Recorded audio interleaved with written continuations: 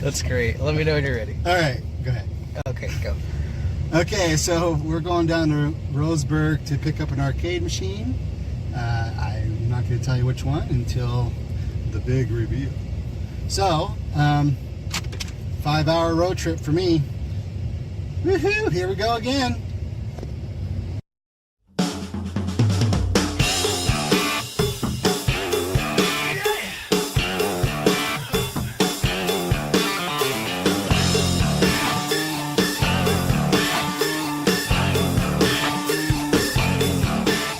Alright, so going on a road trip to pick up an arcade machine. One that I've been wanting for quite a while, actually.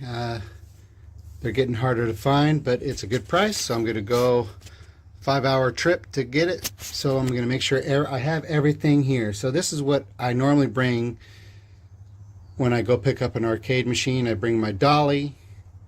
I bring some protection for the machine, and I will also bring a toolbox, multimeter, screwdriver.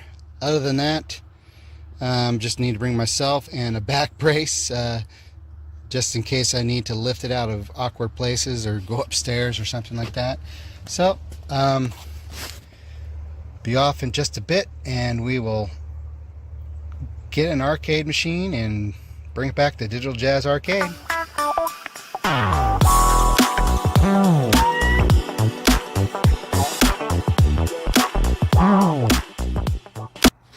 Okay, so what, 11 hours later, now that we're back, road trip, long road trip, 10-11 hours of driving. We got an arcade machine in here. Obviously it's not a stand-up, so show you guys in the morning what it is.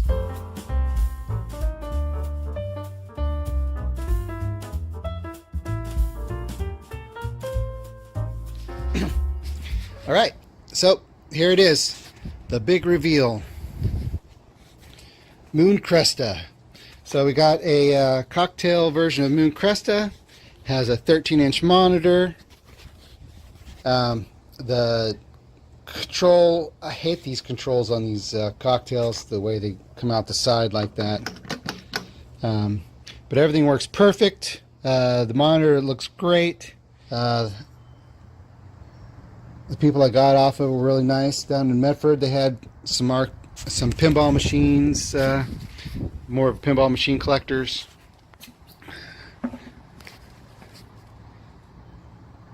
So anyway, there it is, Moon Cresta. I'm not sure exactly where I'm going to put it in the arcade yet. I don't know. We'll see what I'm going to do with it. I might pull the board out temporarily and put it in my Kiss cabinet drawer. I got a couple extras that I could do that with. So anyway, pretty awesome. Working Moon Cresta. I'll plug it in and show you how it plays. So very cool. Everything works really nice. Here's what it looks like inside. Yeah, lock the thing on. So here, let me turn this light on. A little more light here. There you go. So, you know, everything looks pretty good.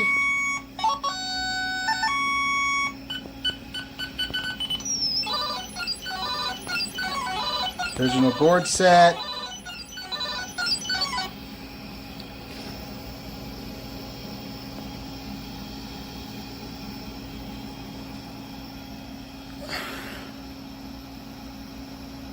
All right.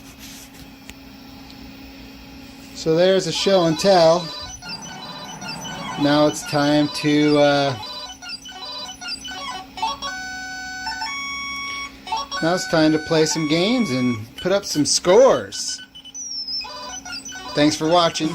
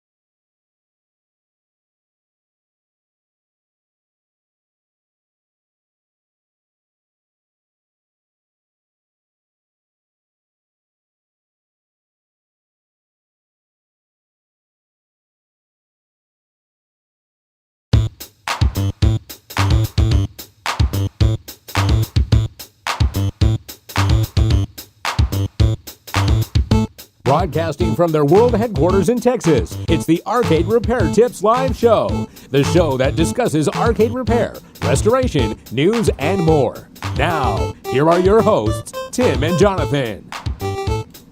Hello everyone and welcome to episode 89 of the Arcade Repair Tips Live Show for July 2020 4. My name is Jonathan Leung. I'm the producer, director, and editor here at the Arcade Repair Tips video series.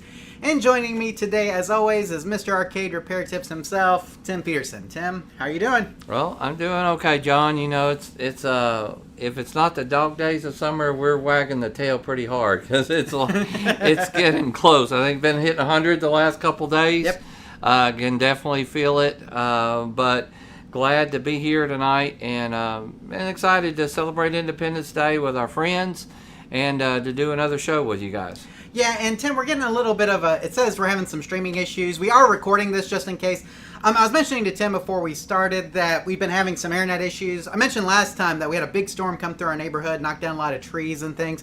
And so some of the utilities, Tim, have been kind of rough. Our electrical systems have been having a lot of surges lately and things that have actually knocked out internet and stuff. So hopefully we're going to be able to make it through the show without too much of that going on. And, you know, maybe we'll get all the way through. But if for some reason we get interrupted during the show, we are recording it and we will post it at a later time. Right? Yeah, you know, John, last time I was here, you said, hey, make sure and park out front. You'll see why. Right. And there were trees down everywhere. And I told you when I drove over here, I was like, oh, it's going to look so much better. Still a lot of stuff going on in your neighborhood. See roofers around and a big tree still getting chopped up and everything. It's amazing how much damage that storm actually did. Yeah, we're still dealing with it. Obviously, you saw the carport still torn up. We were able to get the trees out of there, though, so all the trees are gone, stumps are gone, but we're still in the midst of repair. And, of course, our house was not the only one that got hit. We got about 10 other houses just around us that had issues as well. And so it's been kind of fun in a way, I guess, saying that, dealing with it all, just trying to get everything taken care of. So, again, hopefully we'll stay stable throughout the show. We'll have a full show. We'll be able to stream the whole thing, and we won't have to rely on the backup. But just in case, there's a backup. Yeah. So, but hopefully you guys are doing great. Now, obviously, Tim, this is not our normal night. This is not the first Thursday night of the month because we all know tomorrow in the United States is Independence Day, July 4th. And so, in lieu of that, we decided to go ahead and do a Wednesday, July 3rd show. So, I know we caught a little, maybe a couple of you guys off guard. Maybe some of you are here who never get to attend because you have to work on that first Thursday night, whatever the case may be. But we're so glad that you're here tonight watching the show, and we hope that you guys will chime in and just, give us feedback as we go. If you have questions, comments, or anything, please leave those in the live chat. Tim, I'm going to go ahead and go over there real quick. Jumping General says, hey, who needs cable TV when you have real arcade repair TV, Tim? And then YouTube Punk says, I want my arcade repair TV. So like MTV, but he said he had an 11-minute wait. You got in here early, YouTube Punk, and we appreciate that for sure. In fact, if you were here early, you may have seen a video that played. Right. So that's from Digital With the Jazz pre-game Arcade. show. That's right. Yeah, that's from Digital Jazz Arcade, his YouTube channel. And we talk at the end of the show a lot about how we want to promote other arcade-related YouTube channels. Well, Sam from Digital Jazz Arcade said, hey, would you guys be willing to promote my channel? We said yes, and so we played a video today. We also linked that video down in the show notes, and we would hope that you guys would check out his channel, and if you're so inclined, that you will subscribe to it as well. He does have some good content there, so make sure you check it out. Weez34 is here. He says, here we go, another great show, Tim. And I like how he's saying it's a great show, and we haven't actually started it yet. We'll see, yeah. That's right. Current Phonographs here says, greetings from California, Tim. Weez34 says, greetings from Georgia. Okay. Let's see. Paul Geray's here, Tim. John Hey, Paul. Miller's here. He says he has a centipede question. If you got that, go ahead and throw it our way when you get a chance. Jose Rodriguez is here. Love you guys. You guys rock. You rock, Jose, for being here. So thanks for being here.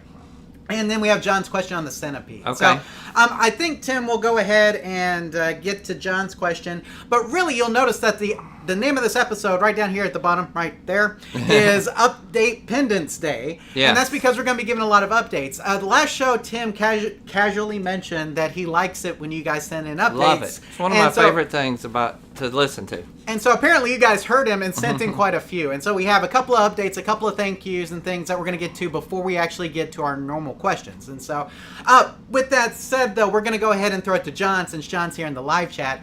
And he asked him, he says he's got a centipede cabinet that is in great condition, but it's just a shell.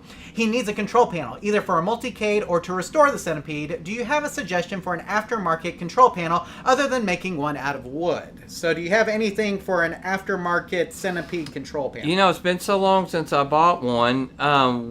We used to just go on eBay and we'd find them quite often. But I'm sure somebody chime in on the live chat. A lot of our suppliers rebuild those. And I'm pretty sure somebody does the centipede. I was thinking Arcade Shop. They used to do it. I'm assuming that they still do it. It's been a long time since I bought one, but that would be a great place to start. And I probably would go that route instead of doing one in wood, because there's nothing like the metal panel for the centipede, and it holds up, in my opinion, the trackball and all that you're going to need. And they make them already pre-cut. I think they even make a populated one. A lot also of those Multicade type ones, we'll say for a centipede cabinet, you could get one blank and maybe cover up the holes or fill in the holes you don't need, and then get a centipede overlay, because a lot of them have the trackball hole and stuff. That might work too. Okay, there you go. So Arcade Shop is what you mentioned, Tim. Arcade Shop. That's what I remember the last one I ordered, which has been a while, but maybe somebody could chime in if you bought one lately, or if you can Google search it for them, help them out real quick. Sounds good. So John, hopefully that answers your question. Good luck finding that centipede control panel. And Tim, Digital Jazz Arcade is actually here. He says he's a little late. Hello, everyone. You are a little late. You did miss the premiere of your video on our channel here, but we do hope that we're sending some good traffic your way, and that everybody enjoyed the video that we played during the pre-show tonight. So I know I enjoyed it, so thank you for sending it in. I found them to be very interesting and entertaining. I love to watch other people's videos. I hate watching ours or mine. I can't stand to listen to myself. Right. You know what I mean? Like, I don't mind listening to you, John, but I don't like listening to myself. But I thought they were very interesting and entertaining and well done. So anyway, thank you for sending that in. I hope that y'all make sure and like and subscribe to his channel also, so he'll get some good hits from this. Okay. sounds good. And then, Tim, we have Weez34 who just chimed in with a question. He says he has a pole position question, Tim. Okay. So, can't get a Geo7 to sync. He's done the cap kit and changed the flyback. None of the pots are broken. How can I achieve sync vertically?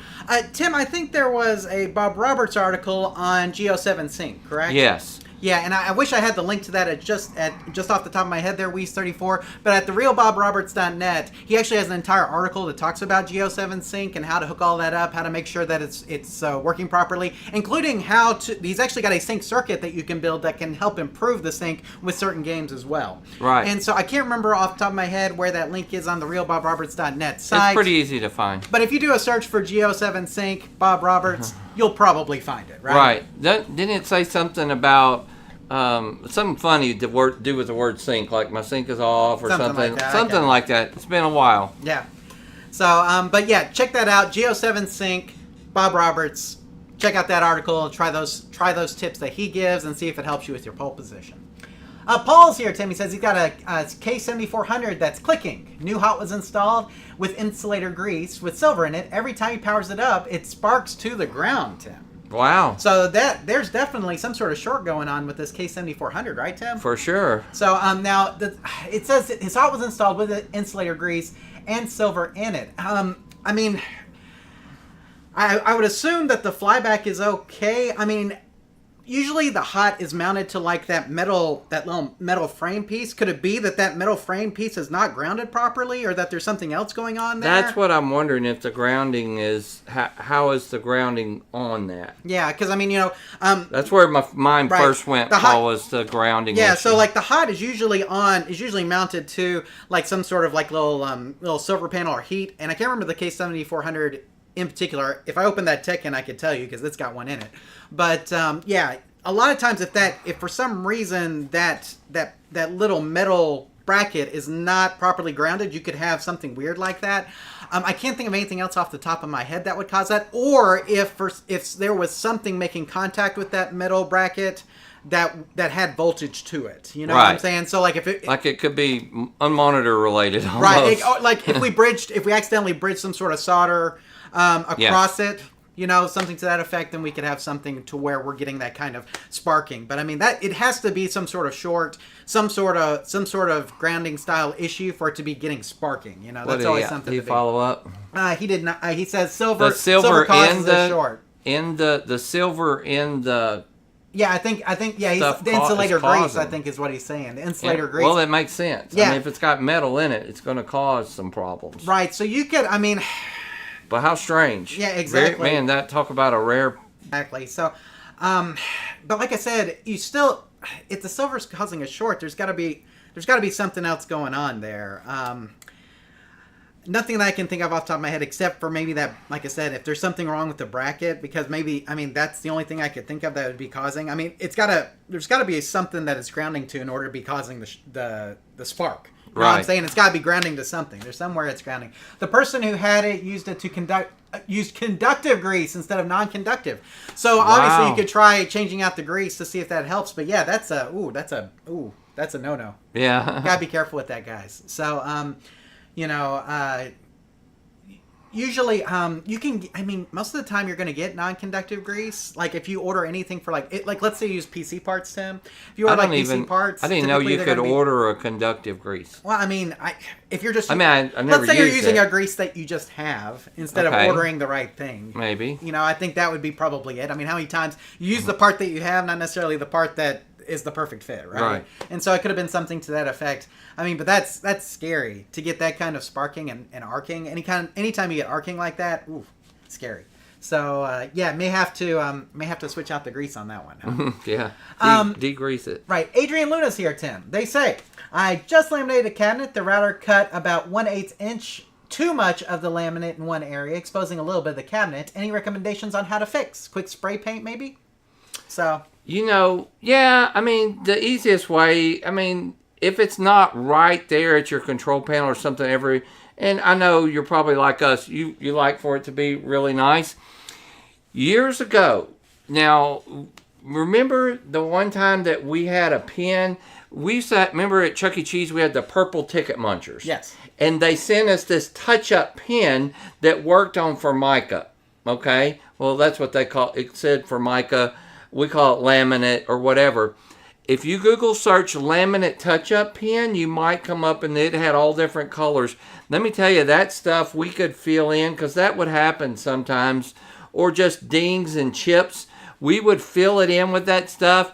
And if you were looking really hard, you could see it, but from across the room, you couldn't tell. And I think once you put the T-molding on there, too, it's going to fill in some of that, right? Yeah. So, like, if you have the T-molding around it, and then you come back with the pen, you should get a little bit of filler there that'll hopefully fill in that gap. But if it's black, most of the time, we just took a little touch-up paint and be done with it. Spray paint will be hard because it'll kind of go everywhere. But you can just, if you use a spray can, you can spray on a paper plate and take like a Q-tip or something and dip it in that paint and kind of touch it up like that. That's one way I used to do it, could kind of get small areas.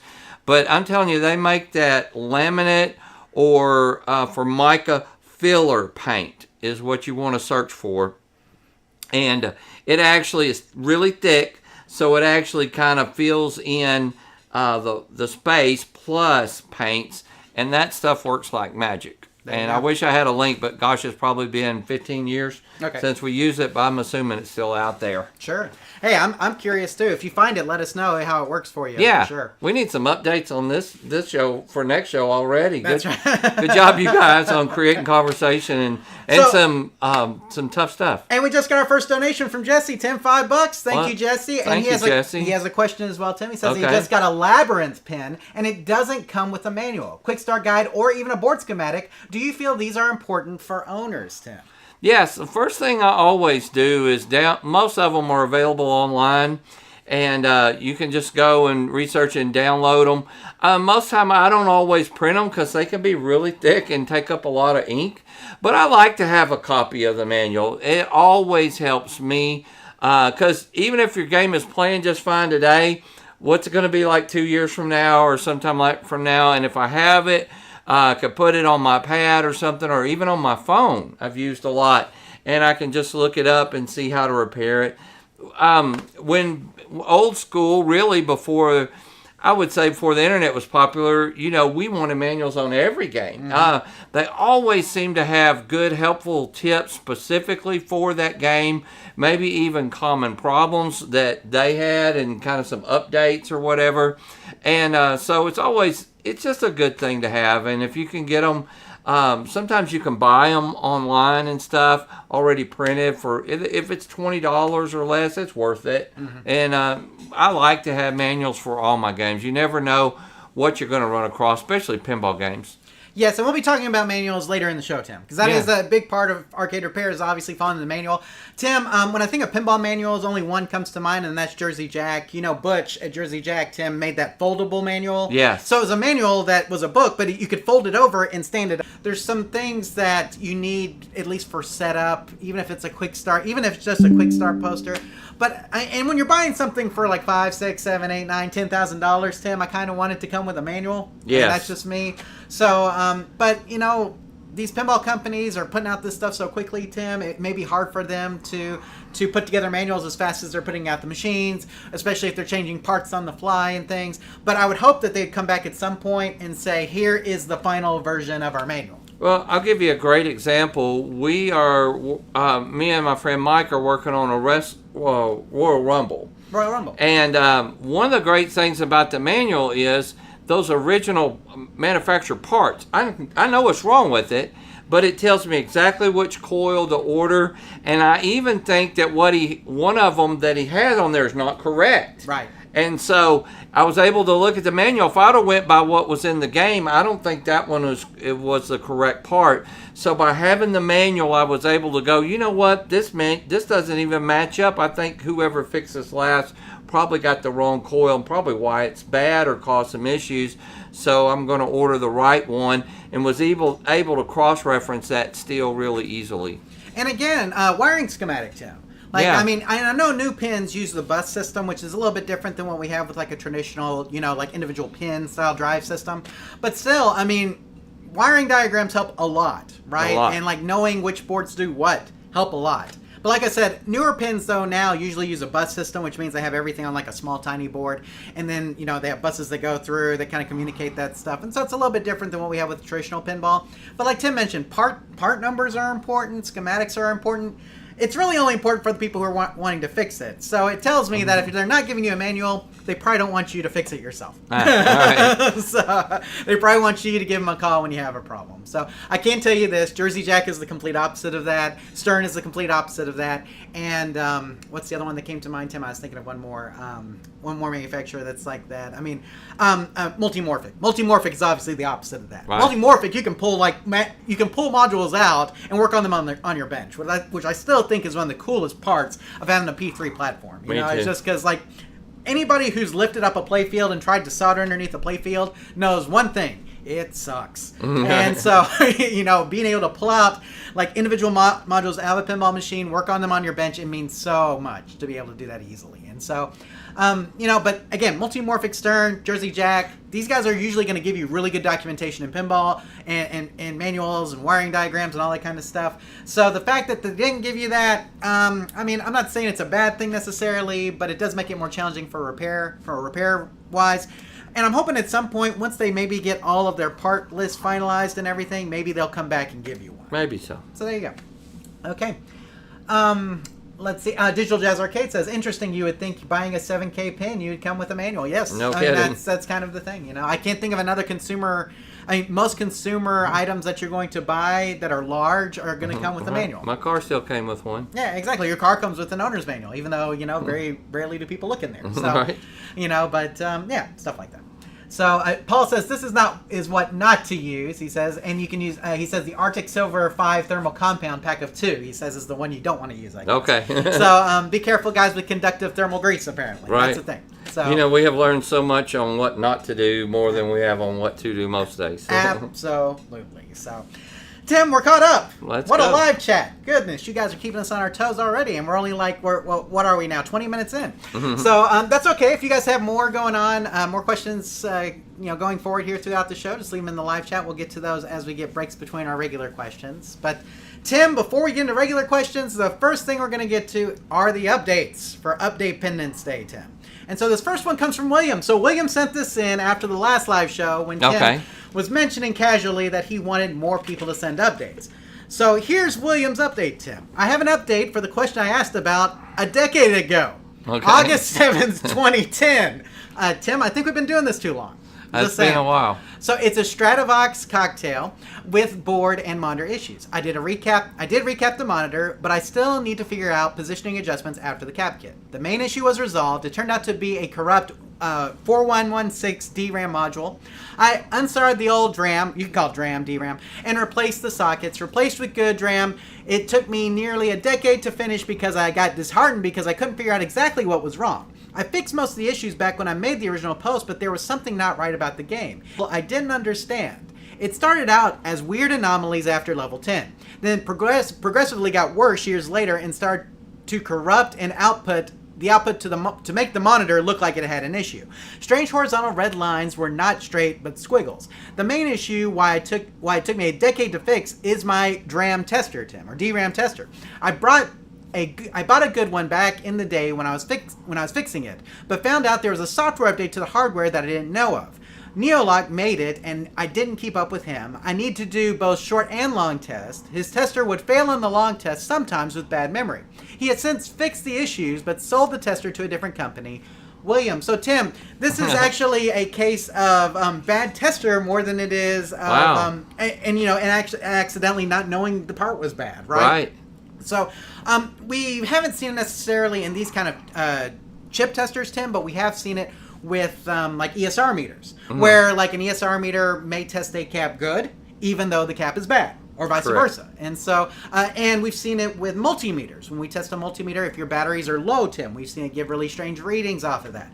And so sometimes your test equipment does make a lot of difference when you're trying to troubleshoot things. And so it sounds like William thought that this 4116 DRAM, he thought that it was good because it kept testing good, and then once he fixed his tester, he's like, oh, wait a second, it was bad. Do you think he went out for like a steak dinner after that night after I 10 hope years? so, but how about some celebration right there, it's not about how long it takes you to fix the game, Tim. It's when you fix the game, right? So in William's case, he was able to get it going. Now, it sounds like it was kind of working, so he was kind of living with it for the most part. It's just that it was do these weird things. And Tim, I think if we heard these weird things normally, we would probably think power supply issue, just because it was like maybe a little bit of corrupt graphics here, maybe a little bit of this here, or maybe just like a little logic issue or whatever the case may be. But the fact that all it was just one chip that his tester told him was good, that was actually bad, and he replaced it. Now he's in good shape.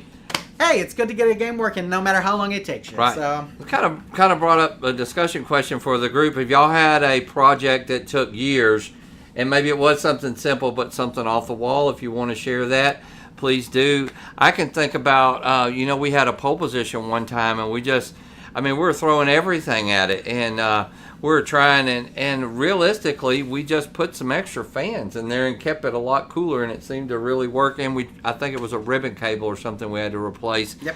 But it was like we didn't work on it every day, but boy, it just like, let's try this. But persistence often does pay off. So kudos, I really like that, and what an update, right? After 10 years. Actually, more than 10 years, because that was August 7th, 2010 was when he sent in the question. I went to look, and so it's been 14 years almost. Right. By the time the next live show happens, it will have been 14 years. So, hey, if it takes you 14 years to fix the game, still you got the game fixed. So that's what matters, William. Enjoy your Stratovox. Play the heck out of it. Hopefully it's one of your favorite games, and you're going to get a lot of use out of it going forward. And thank you for the update nearly 14 years later. Yeah, so there we thank go. you. So Tim, before we move on, though, we got a donation from Russell, $25. Wow. Thank you, sir. Thank you, Russell. It means so much to us. Thank you so much for your contribution to us. We highly appreciate it. And all that means, Tim, is that next live show, I can take Tim out to eat somewhere. So that's with all the money that we're rolling in over here. So we don't make much. In fact, I think last year we lost money. It may have been the first year, but it is what it is. We might go to Pizza Hut instead of Little Caesars next month. Hey, there you go. That's right. Exactly. Upgrading. No, thank you guys. We really do appreciate it. We do this as a labor of love, but a little tip every once in a while definitely helps us with some expenses and food, whatever we take our time. This is our dinner time here. Dinner time. So a lot of times we eat. We're in a hurry right before we get started. So thank you for that. We do appreciate it. Absolutely. So, Tim, before we move on to the next update, we've got Adrian Luna says, new Stern versus 90s pins. Which one do you feel are better quality? Stern sound clinky to me. And I'm going to agree with you. I think the new ones do sound a little on the clinky side. I think the parts are different. And maybe I'm not going to say more toy-like, even though they kind of feel that way to me. I think that the parts in a lot of the 90s games were very quality. They were made to hold up under a lot of use, Tim. Yeah. And I do think that parts have progressively gotten cheaper. Now, does that mean that the strength of the part is any different, even though the manufacturing may be different? Maybe not. Feels cheaper. Right. It may be cheaper. It may be cheaper to manufacture, but this may give a little bit different sound, but the strength may still be there. And so what it really comes down to is just, I mean, 90s, I think, were a time when pinball machines were mainly being made for commercial use. I still think pinball machines are made mostly for commercial use, but you got to remember, there's a lot of home collectors now, too, that just Probably keep them in the the game biggest room. sales, yeah. Right, exactly. So, I mean, if that's the case, do you really need the strongest parts available if a lot of these games are being sold for home use? Right. I think they're built with that in mind these days. Exactly. So, I mean, I feel like the new ones are kind of clinky, but I have an X-Men over there, which is, what was that, from 2013, 2012? And, you know, that one doesn't feel clinky to me, but it still has the DMD display, too, before they moved over to the LCD. I do feel like the ones at the LCD may be a bit more clinky, but I still enjoy playing them. Clinky's a good term. I think we all understand that. Exactly. I know exactly what he meant. Right. And I would say it feels more like a toy pinball machine, like with that, than it does like maybe a full-on commercial pinball machine. Is that a better way to say it? Yeah, I mean, fair the enough. clinkiness that we're talking about there, but I do think that you didn't get that 90s pins, but again, in the 90s, every pin was made for commercial use, period. Wasn't made for home use. They weren't made for home use, right? Now, pinball machines are being manufactured, I think, partially for the home market, and so they can cut a little bit of cost by doing that, obviously. But these things are still freaking expensive, no matter how you slice it. So, but I still think they're fun. I don't think it doesn't seem to have affected the quality too much. There have been quality issues, I know, with Stern, but I don't know if it's any different than what we saw with any other pinball machine, though, that came out. You know, maybe a little bit. No. But I mean, it's kind of maybe a little bit more issues, but I don't think overall it's terrible. If it was terrible, if the quality was terrible, you wouldn't see barcades buying them and putting them into their places. True. You know, so I mean, they're obviously it's good enough for commercial use to a certain extent. So there we go. Got another question here in the live chat, Tim. Nana says, hey guys, I have an Area 51 and Maximum Force combo that has sound, but the tube screen just flickers. Adjusting pots don't make any difference, but when I connect it to an LCD, it works fine. What can I do about the original CRT? What can I do about the original CRT? Is it dead? Needs recapped? Thanks for the great info. So you're saying you're just getting flickering. You do want to make sure that it is hooked up properly. So, I mean, when you've got it hooked up there, I know that the Area 51 Maximum Force combo does have like does have a VGA output, which is probably what you're hooking your LCD monitor to. That LCD monitor, of course, will not work with that game because that game uses optical light guns, which do require a CRT. And so if you really want more troubleshooting on this, we probably need to go to what make and model your monitor chassis is. We do have a great video on troubleshooting games that are playing blind that you should definitely check out. But if you would, either send us some pictures of your monitor chassis to questions@arcaderepairtips.com, or if you know the make and model of your monitor chassis, put it in the live chat here so we know what it is and we can help you out further. But the flickering, a lot of times, it can mean a couple of things. It can mean we're not getting a signal from your main board, so make sure you're checking those input wires over there. It could be that the monitor itself is in some sort of high voltage shutdown where we're getting kind of like this, like startup, die kind of thing. And so if that's the case, then you definitely want to check out our video on troubleshooting games that are playing blind, like we talked about. But the main thing is that if we know the make and model, we can definitely give you better troubleshooting advice. So and you can always send it to Paul for repair. Yeah, if you don't want to fix it yourself. That's right. And, he'll be glad to take care of that for you, because there is really a couple things it could be. But if you haven't done a cap kit yet, I would highly recommend that you do that and touch up the solder. Never a bad idea. And if you are going to do a cap kit, make sure you get the ones with like the smaller capacitors that go into like the power supply section, because more than likely you're probably having some sort of power issue. And so just make sure you get like the full cap kit, not just like the standard cap kit when you do the order.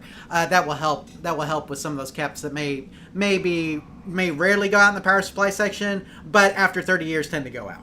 Sure. Right, so there you go. But cap kit's not a bad place to start anytime, but really when you're having like flickering and stuff, could be more of a voltage issue. And so troubleshooting games that are playing blind, again, check out our video and post on that. Okay, Tim, let us continue on here to our next question, our next update. Excuse me. Our next update from Paul. And Paul left us a question about a Fatal Fury monitor in live show episode 51, Tim. Okay. So, hi, it's been a while, but you keep reminding us how much you love follow-up, so here it is. I was not able to fix my width issue on my original chassis, but I bought a second K7000 off eBay that's been working well for me, including the width adjustment. The original chassis is in storage as part of a donor for the next failure. The color issue turned out to be very simple and stupid, but luckily not something I messed up.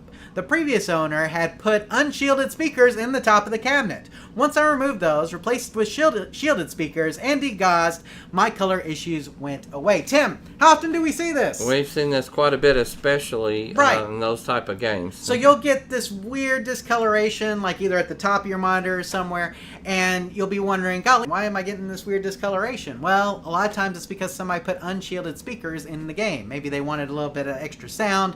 Maybe their speaker went out. They just need a replacement. And they had some like car speakers on hand that they wanted to go with or whatever. And so unshielded speakers will cause, of course, magnetic interference with the shadow mask and the CRT, which causes weird coloration issues. And so you always have to be careful with that. Good thing that was an easy fix. Glad to hear about that. Sorry you couldn't get that chassis going, Tim. Sometimes you have to just try to order, or if you have multiple K7000s like we used to have, go to the next one, see what it needs to get going, and see how it works out there. Sounds like that's what Paul did in this case, and he's back up and running, Tim, with his Fatal Fury monitor. Yeah, so. nothing wrong with that. Absolutely. So glad to hear the update, Paul. Thanks for giving that. And play lots of Fatal Fury for us, Tim. I love the NEO-GEO games. Those are great. And Fatal Fury, of course, being one of the first ones I remember playing as a kid. It's a great game. Hope you enjoyed it a lot. So. Okay, a couple of updates here in the live chat, Tim. Paul says he thinks that's a U-2000 in the game, if he recalls, in the Area 51 Maximum Force, Tim. Okay. And so it may be, that's something to definitely check out. Nana says, awesome. I'll send that chassis info to your email and check out your video. I appreciate all the help, or the info you guys put out. Thank you for consuming our content. We appreciate you guys. Obviously, we do it for y'all. So it's all there for you to hopefully learn from and fix your game. Because here at Arcade Repair Tips, when we fix the game, you play the game. Exactly. That's even what we say. 14 years later. That's right. That's what we say in every episode. Eventually you play it. Eventually you will play the game. So, but yeah, good stuff. Yeah, you can send it to questions at arcaderepairtips.com. Any images that you have, or if you get the monitor, make, and model, you can send that there too if you wish. Peter just says, hello, guys. Hello. There you go. Hey, Peter. Weez34 says, I have a Robotron that keeps rebooting to the rug pattern. What steps should I start to troubleshoot this? So, if it's restarting, anytime we have restarting issues, Tim, we initially go to power supply. Right. Okay? Now, with that said, these Williams boards, like Ken Graham used to tell us, Tim, sometimes the RAM does really weird stuff. Mm-hmm. And so what Ken would tell us is he would say, remove all the RAM chips from the board, put it in a bowl, spin the bowl around, and put them all back in, and sometimes that fixes things. Right. Like literally Ken Graham, who used to work for Williams. Switch RAMs around. Yeah. Literally, Ken Graham, who used to work at Williams Electronics, is telling you to take all the RAM chips off your board, put them in a bowl, spin the bowl around, and then put them back in a different order, and it fixes things. And he couldn't explain it, but he just said that's one of the things that works. And so those are the two things we'd recommend trying. Number one, power supply. Make sure our power supply is correct, getting good voltage to that board. Second, maybe remove the RAM, take them out, and reposition them on the board to see if it makes a difference. You can also test those RAM chips, at least the voltage on them if you want to, or test them with a tester if you need to. And even Paul just said bad RAM. You see, Paul's verifying what I'm saying here. And so, yeah, it could be bad RAM. So if you just want to replace them, you can do that as well. If you want to reorder them, that sometimes helps. You can test them like we talked about. So if you just want to test them, you can do that as well. So, but bad RAM definitely can cause that issue for sure. So hopefully that helps you with your question. Good luck getting that Robotron going because, man, that's a good one. Yeah. Great game. Gotta get it fixed. Yeah. So, Tim, these next two are actually thank yous. Now, these did not come within the last month, but they all came these two came within the last year. I just have not put them on the outline because we weren't really doing the thank yous. But now that we're doing Update-pendence Day, Tim, I thought, let's throw them on. Exactly. Let's throw them on here. So, here we go.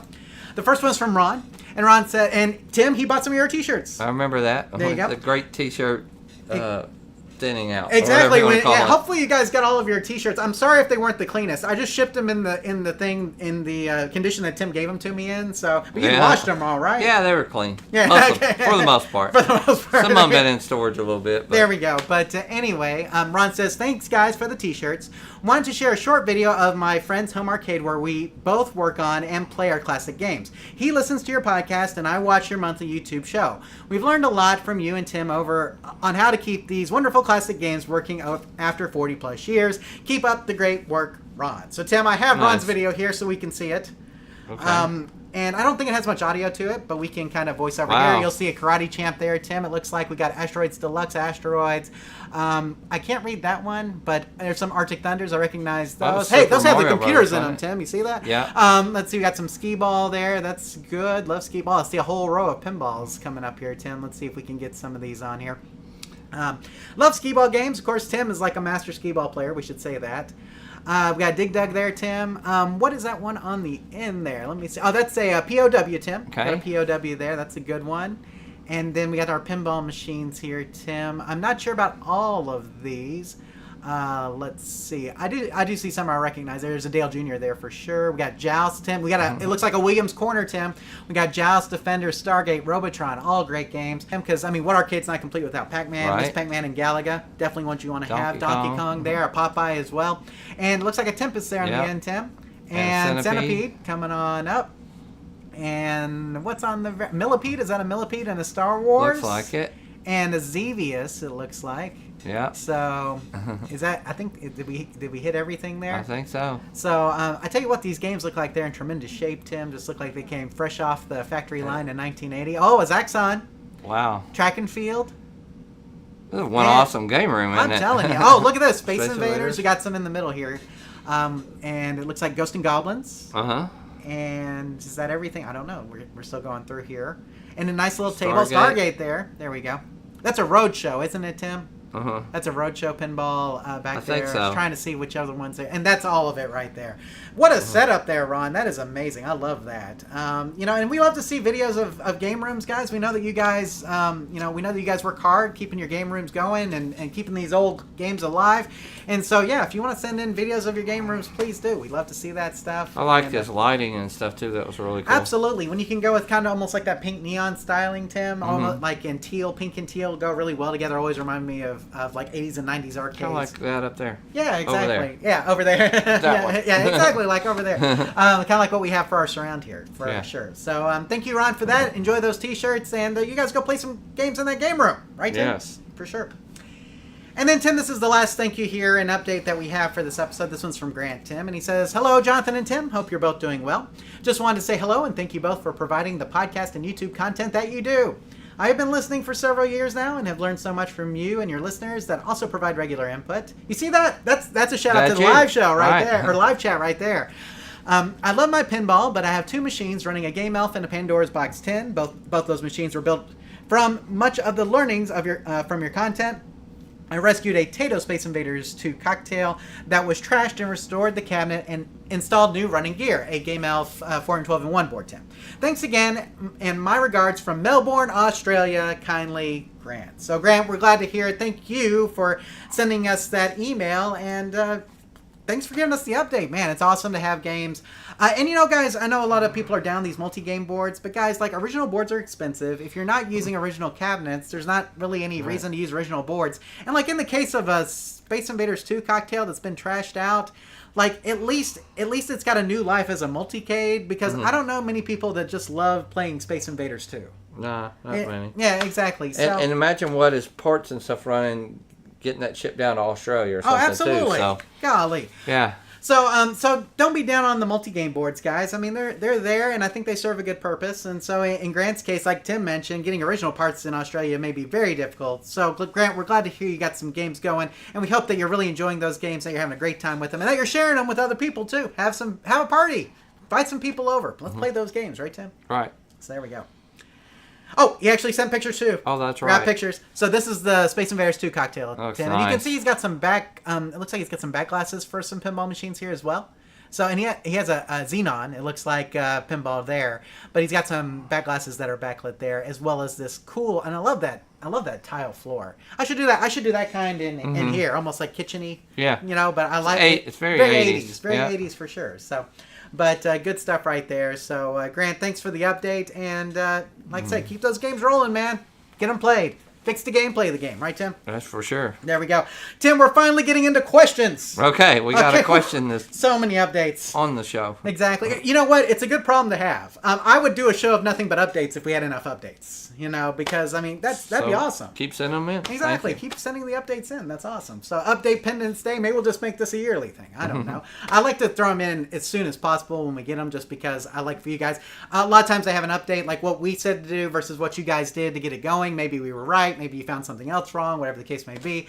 And so those updates are very valuable to not only us but also to our listeners. I feel like I and learn viewers. something every time I hear an update, because it may be something I didn't think of, or like the guy with the VRAM addresser. You know, I would have never. That's something I wouldn't occur. But hey, somebody else may have that problem and hear that, and they could fix their game too. So I think that's awesome. Absolutely, Tim. So let us get to some questions for this month. And this first question is from Nick, Tim. Nick says, "Hello, I am having an issue with my screen scrolling sideways. I have tried to adjust it using the knobs, but no matter what I do, it ends up scrolling on its own again.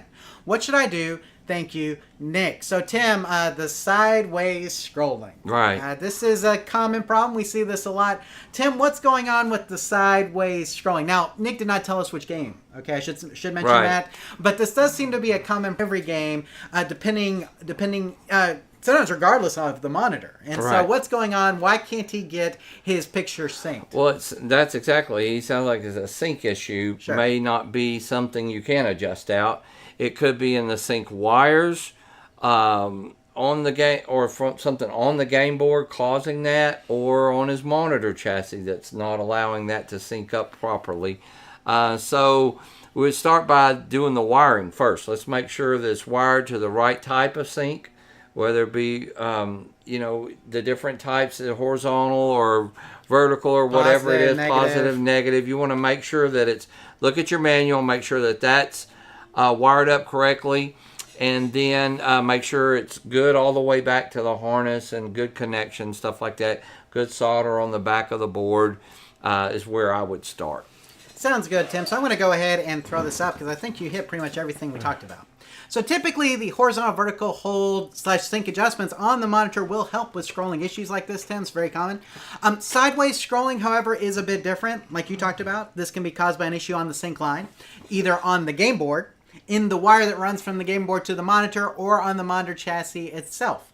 But let's start off this repair with the easiest thing first, right, Tim? Let's check the sync wire first. Make sure that the connection between the sync wire coming from the harness is making a good connection to the monitor chassis. You may need to touch up the solder on the input pins. Tim, how many times have we seen sync issues caused by cold or cracked solder on those pins? Many times. And so you may need to touch up the solder on the input pins to make sure that it's making a good connection with the board. Tim, this is an example I found online of this sideways scrolling that we found. And like I said, almost 100% of the time this is caused by a sync issue somewhere. Whether that's with the board outputting weird sync, or whether that's with the monitor having sync issues, whether it's hooked up wrong, like you mentioned, Tim, like with the monitor, we're not hooked to the right sync wires.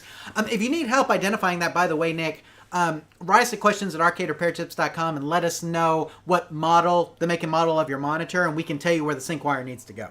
Yeah. We also need to know what the board is. If it's a JAMMA board, of course, it's negative, it's composite negative sync. But if it's something else, then we need to know that so we know where to put those sync wires.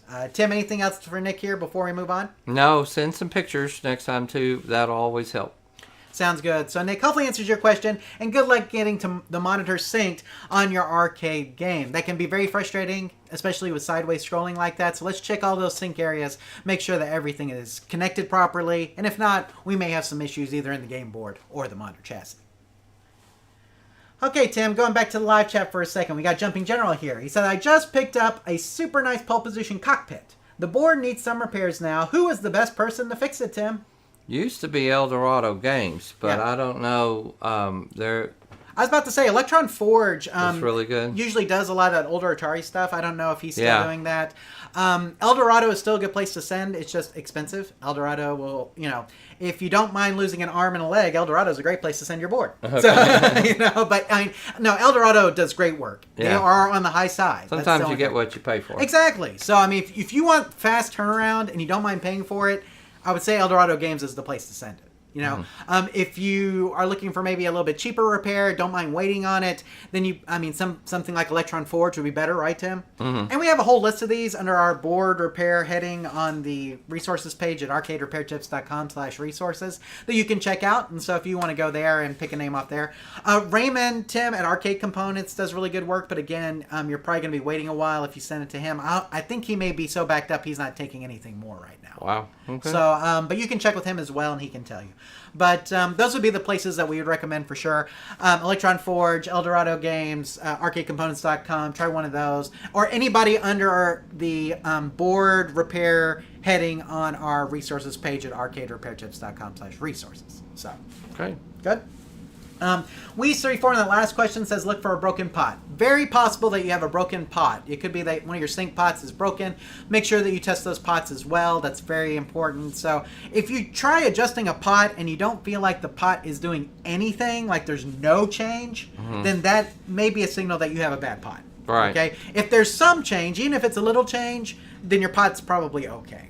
So there you go. Good way. Good, easy way to describe it. I just thought about what I said about your pot being okay, and now I'm thinking about something else entirely. Okay. You got to have a good test for your pot, right? So it is what it is. So anyway, so look for broken pots, and then test them, make sure they're working properly as well.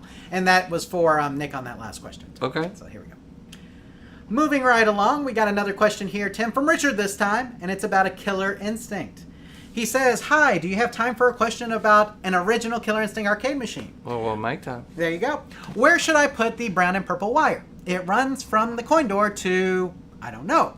I appreciate any help I can get. Richard. Now, Tim, the wires here, it looks like. Looks like they go to his switches. Right. So they go to his coin switches, it looks like. And you can see he's got a picture inside the cabinet where it looks like they're just dangling there. Like maybe they came unhooked from the main harness. Yeah, maybe they had it on free play and they just uncut them or something. Right, exactly. So like if you were going to put this game on free play, for instance, you wouldn't need those, right? So it's like, I'm just going to cut those out so people don't, so it doesn't, mess up the game, it doesn't coin anything, whatever.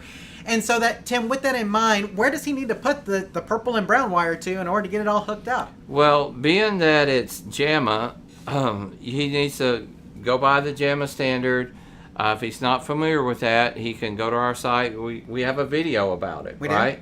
And so he needs to find out where those wires go to the board edge connectors, which pin, I think it's 16 and 28, and that's where they need to make sure. Now, they're probably cut somewhere in the middle. Maybe he can just find them and connect them together, splice them together, whatever method that he would like to do. We even shot a video on how to wire different types of connectors and stuff, how to make a wire connect. Yeah, repairing broken wires. Yeah, repairing broken wires. Repairing broken, cut, or something else wires. So that will probably help you. That video talks a lot about that, and probably not going to say too much more about that. It's a pretty simple fix.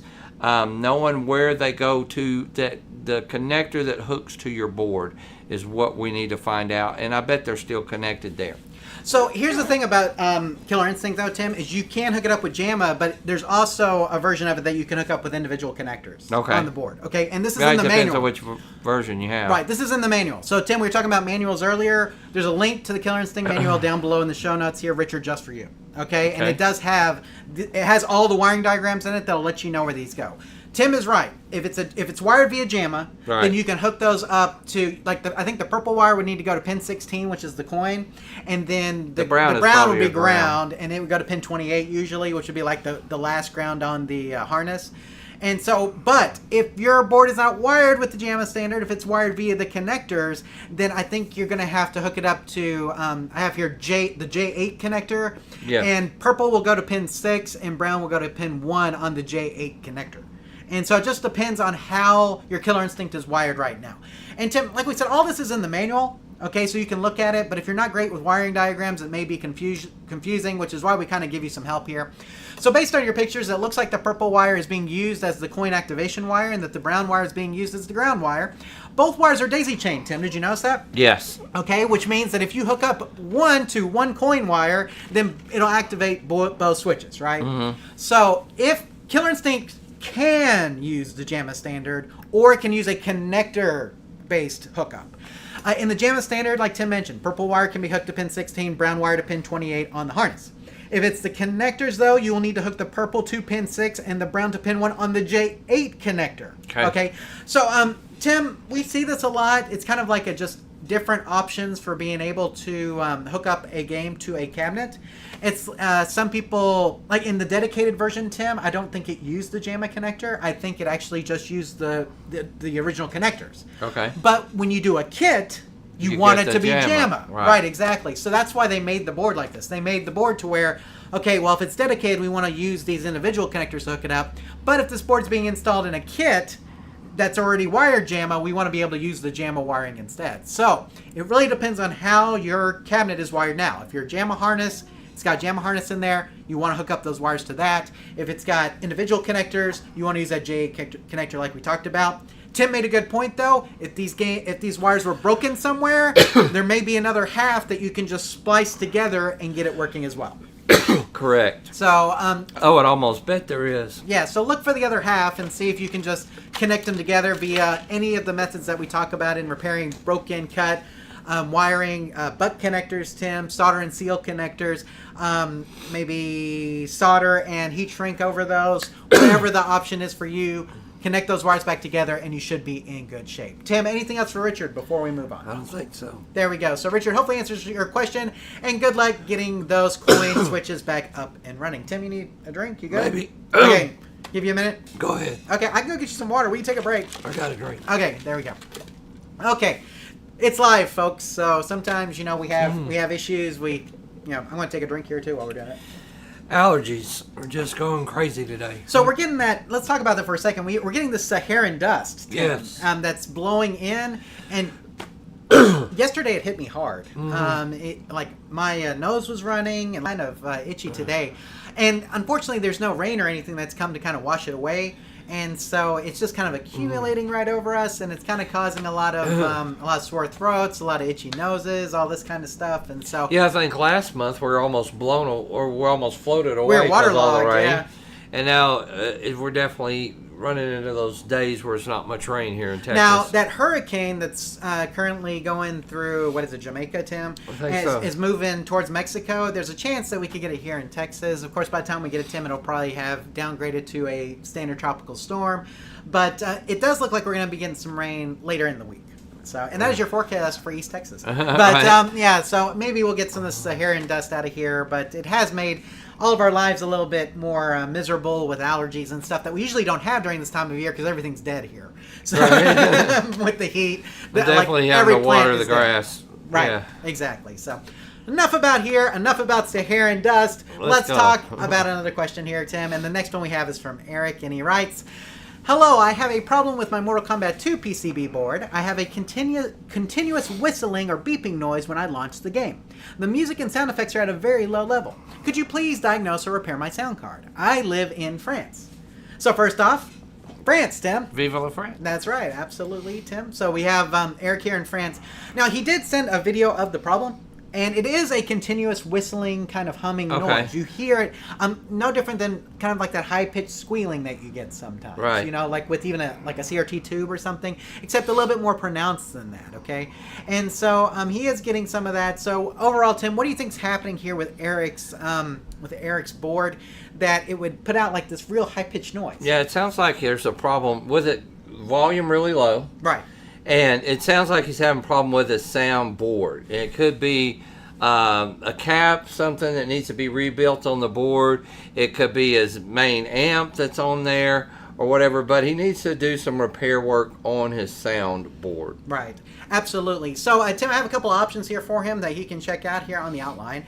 Tim, it sounds, get it? Sounds? Yeah. It sounds like your board is malfunctioning. let's start off this repair by installing a cap/rebuild kit on the soundboard to see if it helps the issue. So Tim, I have a link here to Arcade Parts and Repair, which is one of the suppliers we recommend, for an MK2 soundboard cap kit. So let's start there, okay, and do the cap kit, see if it fixes it. Now, if the issue persists after the cap rebuild kit is installed, then it's possible you can have a problem with either your DAC, your main amp, or your op amp, Tim. And so start with the DAC, which is located at position U16 on the board. Okay. At this point, as the humming buzzing is usually attributed to an issue with the DAC. It's very common. Okay, so replace these parts. If it still doesn't fix the issue, you may need a replacement soundboard altogether, which are getting hard to come by, Tim. They used to be pretty available, but nowadays getting one is a little bit more difficult. So if you can repair it, let's try the repair first. If we go through all these things and we're still not there, we may just need to try to find another one, which is a little bit of a trick, especially I think in France, Tim. And you can see here he's got the cool casing on his Mortal Kombat 2 board, which is really awesome. I love that little T-unit casing. This is an actual picture of the video he sent. Oh, this is his. Okay. Yes, this is his. And so the video, the only thing you hear in the video is you see this picture, but you just hear the humming. Okay. And so I didn't really want to play it because I'm like, well, the humming is just humming, right? There's nothing there. But again, let's start with the cap kit rebuild first on the soundboard. Then after that, let's look at the DAC, let's look at the main amp, let's look at the op amp, and hopefully with all those things replaced, we'll be back in a good position. Tim, anything else for Eric before we move on? No, I don't think so. Sounds good. So Eric, hopefully answers your question, and good luck getting the soundboard back working 100% on your Mortal Kombat 2 arcade board. Tim, coming over to the live chat real quick. Adrian Luna says, finally back online. Just curious on your thoughts on Vision Pro monitors. Are they as good as K7000s, Tim? No. No. Is that all you needed? Just no? No. They're good. They're okay. I mean, you got to get what you can get sometimes. I wouldn't call them low quality. Nope. You say, are they as good? I just like the Wells Gardner better. But the fact you can still buy them is a plus. Yeah. So, yeah, they're okay. There you go. So, Wells Gardner doesn't, I don't think they have any CRTs anymore, do they? I don't think so. Yeah, I don't think they have any. So, if you want a CRT, I think Vision Pro, there's a couple other options out there, but I think Vision Pro is the most prevalent. Yeah, so, it is what it is. It is what it is. That is correct, Tim. So, but again, Wells Gardner will always be the fave, right? That's my personal favorite. Love their LCDs, too. I have a nice Wells Gardner LCD in this cabinet over here. Great.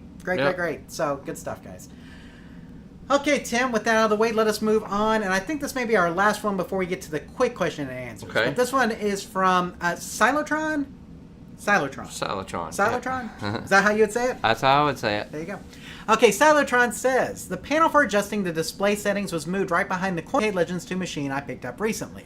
I'm in the process of upgrading the joysticks and buttons, but suddenly this display itself has shifted over to the right, and it's partially cut off now. I tried twisting the different knobs. I'm able to raise, lower the display, and mess with the brightness and contrast, but for whatever reason, I cannot get the picture to recenter again, no matter which knob I adjust. I may have to open up the back and see if there are any more knobs adjustments I can make back there. What a pain.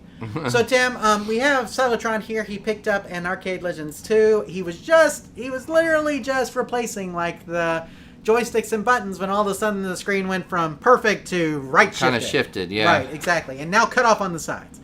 So with that in mind, what do you think Cylotron can do in order to get that game back up, get his screen back centered correctly? Well, my guess is it kind of followed his movement, it sounds like, of the board up to the front. Yeah. And so I would definitely check the connections going to it and where they go into your board and everything. So that would be my first inclination. I would try that first. But other than that, I mean, he should see some. He says he's able to do some movements with the other board, with the stuff. I just really wonder if it's really connected very good. That's kind of where I'm stuck on, John. I think that probably is that connection issue.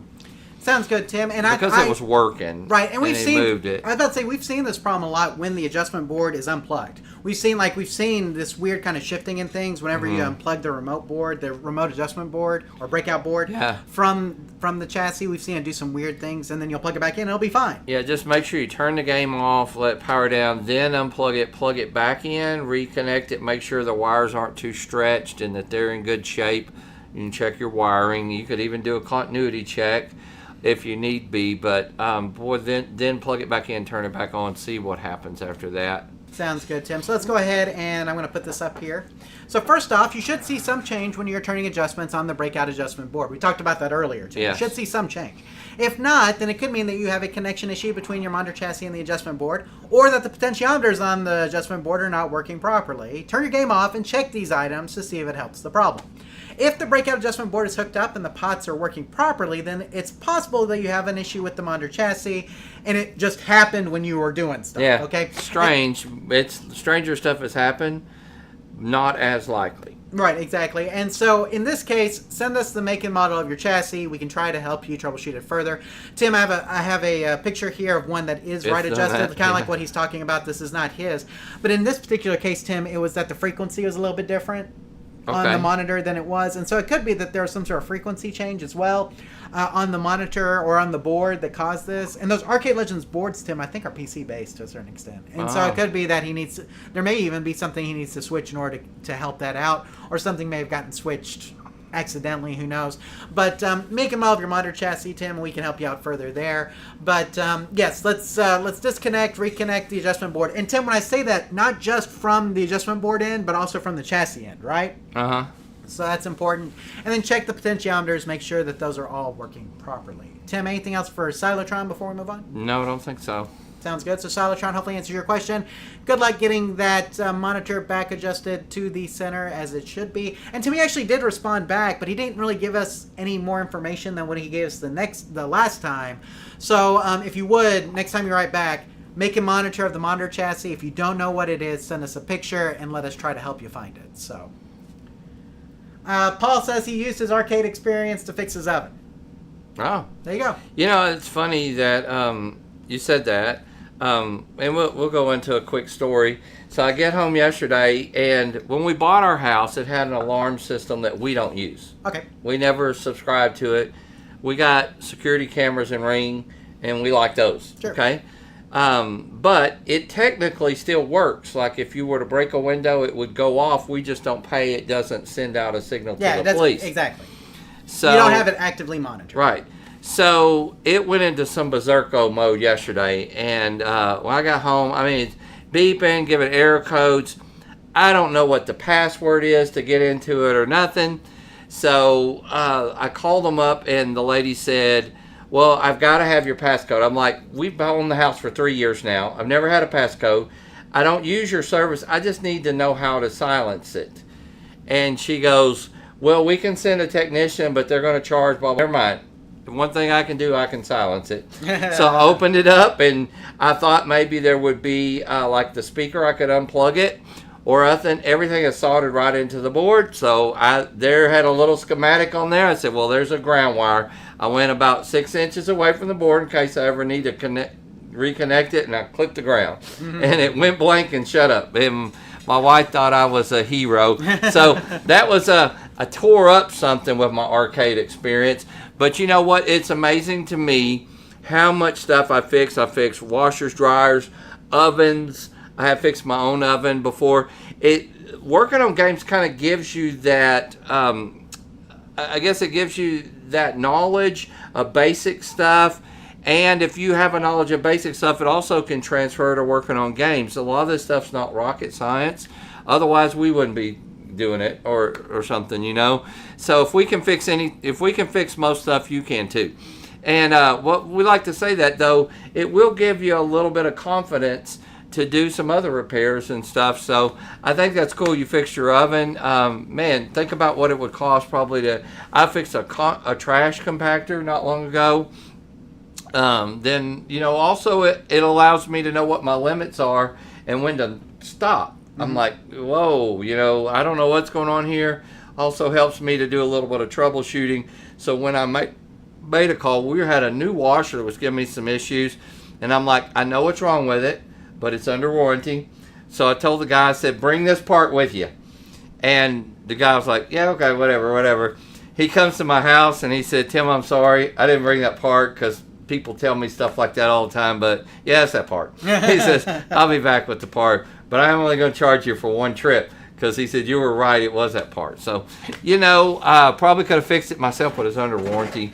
And but I avoid all kinds of warranties. I have for years. So speaking of alarm systems, though, if you turn that on, you might get 15% off your homeowner's insurance if you have the active monitoring. I didn't know that. Maybe I'll look back into it. Yeah, it's only one wire cut, so it's pretty easy. Exactly. So so it may be worth it to you, depending on what your monthly fee is for monitoring. So.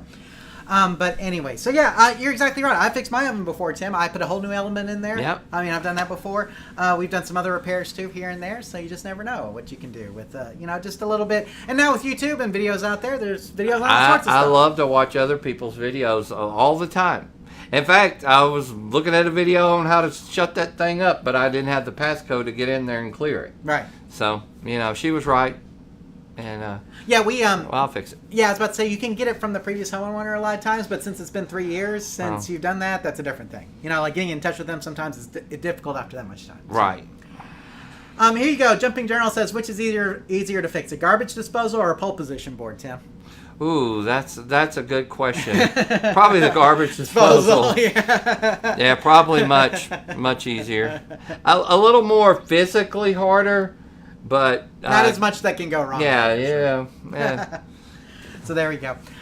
Guys, we're to the point in the show where we do the quick question and answers with Tim. So this is a rapid fire part of the show. If you have not watched this before, basically I'm going to rapid fire 3 questions at Tim. He's going to rapid fire 3 answers back real quickly, so that way we can kind of knock out several questions here without taking up too much time. And so, Tim, we have 3 this month that we want to go over with you. So let's go ahead and throw those up on the screen so we can do that. The first one is from Krillin18. He says, do you need to wire a monitor to a JAMMA harness in order to get video? Okay, question number 1. The next one's from Mike the Picky Picker. He says, where can I find a 12-inch LED light strip? Okay. Thank you. And then Dario Soto says, how can I reset a password? So we got Krillin. Do I have to wire a monitor to the JAMMA harness in order to get video? We have Mike saying, where can I find a 12-inch LED strip for a marquee light? And Dario Soto saying, how can I reset a password? Tim? Okay. So with those in mind, let's take Krillin's first. Do I have to wire a monitor up to the JAMMA harness in order to get video? Yes, most of the time, unless you have a VGA connector or a video output. Or video output, yeah. Right. So Mike was wondering, okay, the video you guys did, that 12-inch light fixture is not available anymore. Where can I get one now? Yeah, I'd still Walmart, Lowe's, Walmart. I was going to say Walmart has plenty of them now.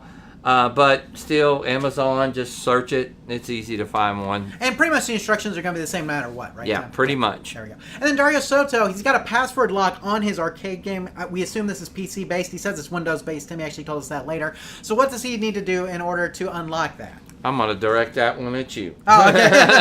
Well, if it's a BIOS password... It kind of depends, right? Right, I was about to say, if it's a BIOS password, then we actually have a link where he can go to about that. Otherwise, we do need to know what kind of system it is, what kind of game it is, so that way we can get into it. It just depends on how to reset a BIOS password, if it is indeed that. It could be in the manual. Yes, it could be in the manual Sometimes, as well. or call the manufacturer if it's a newer game. Sometimes they will have a certain...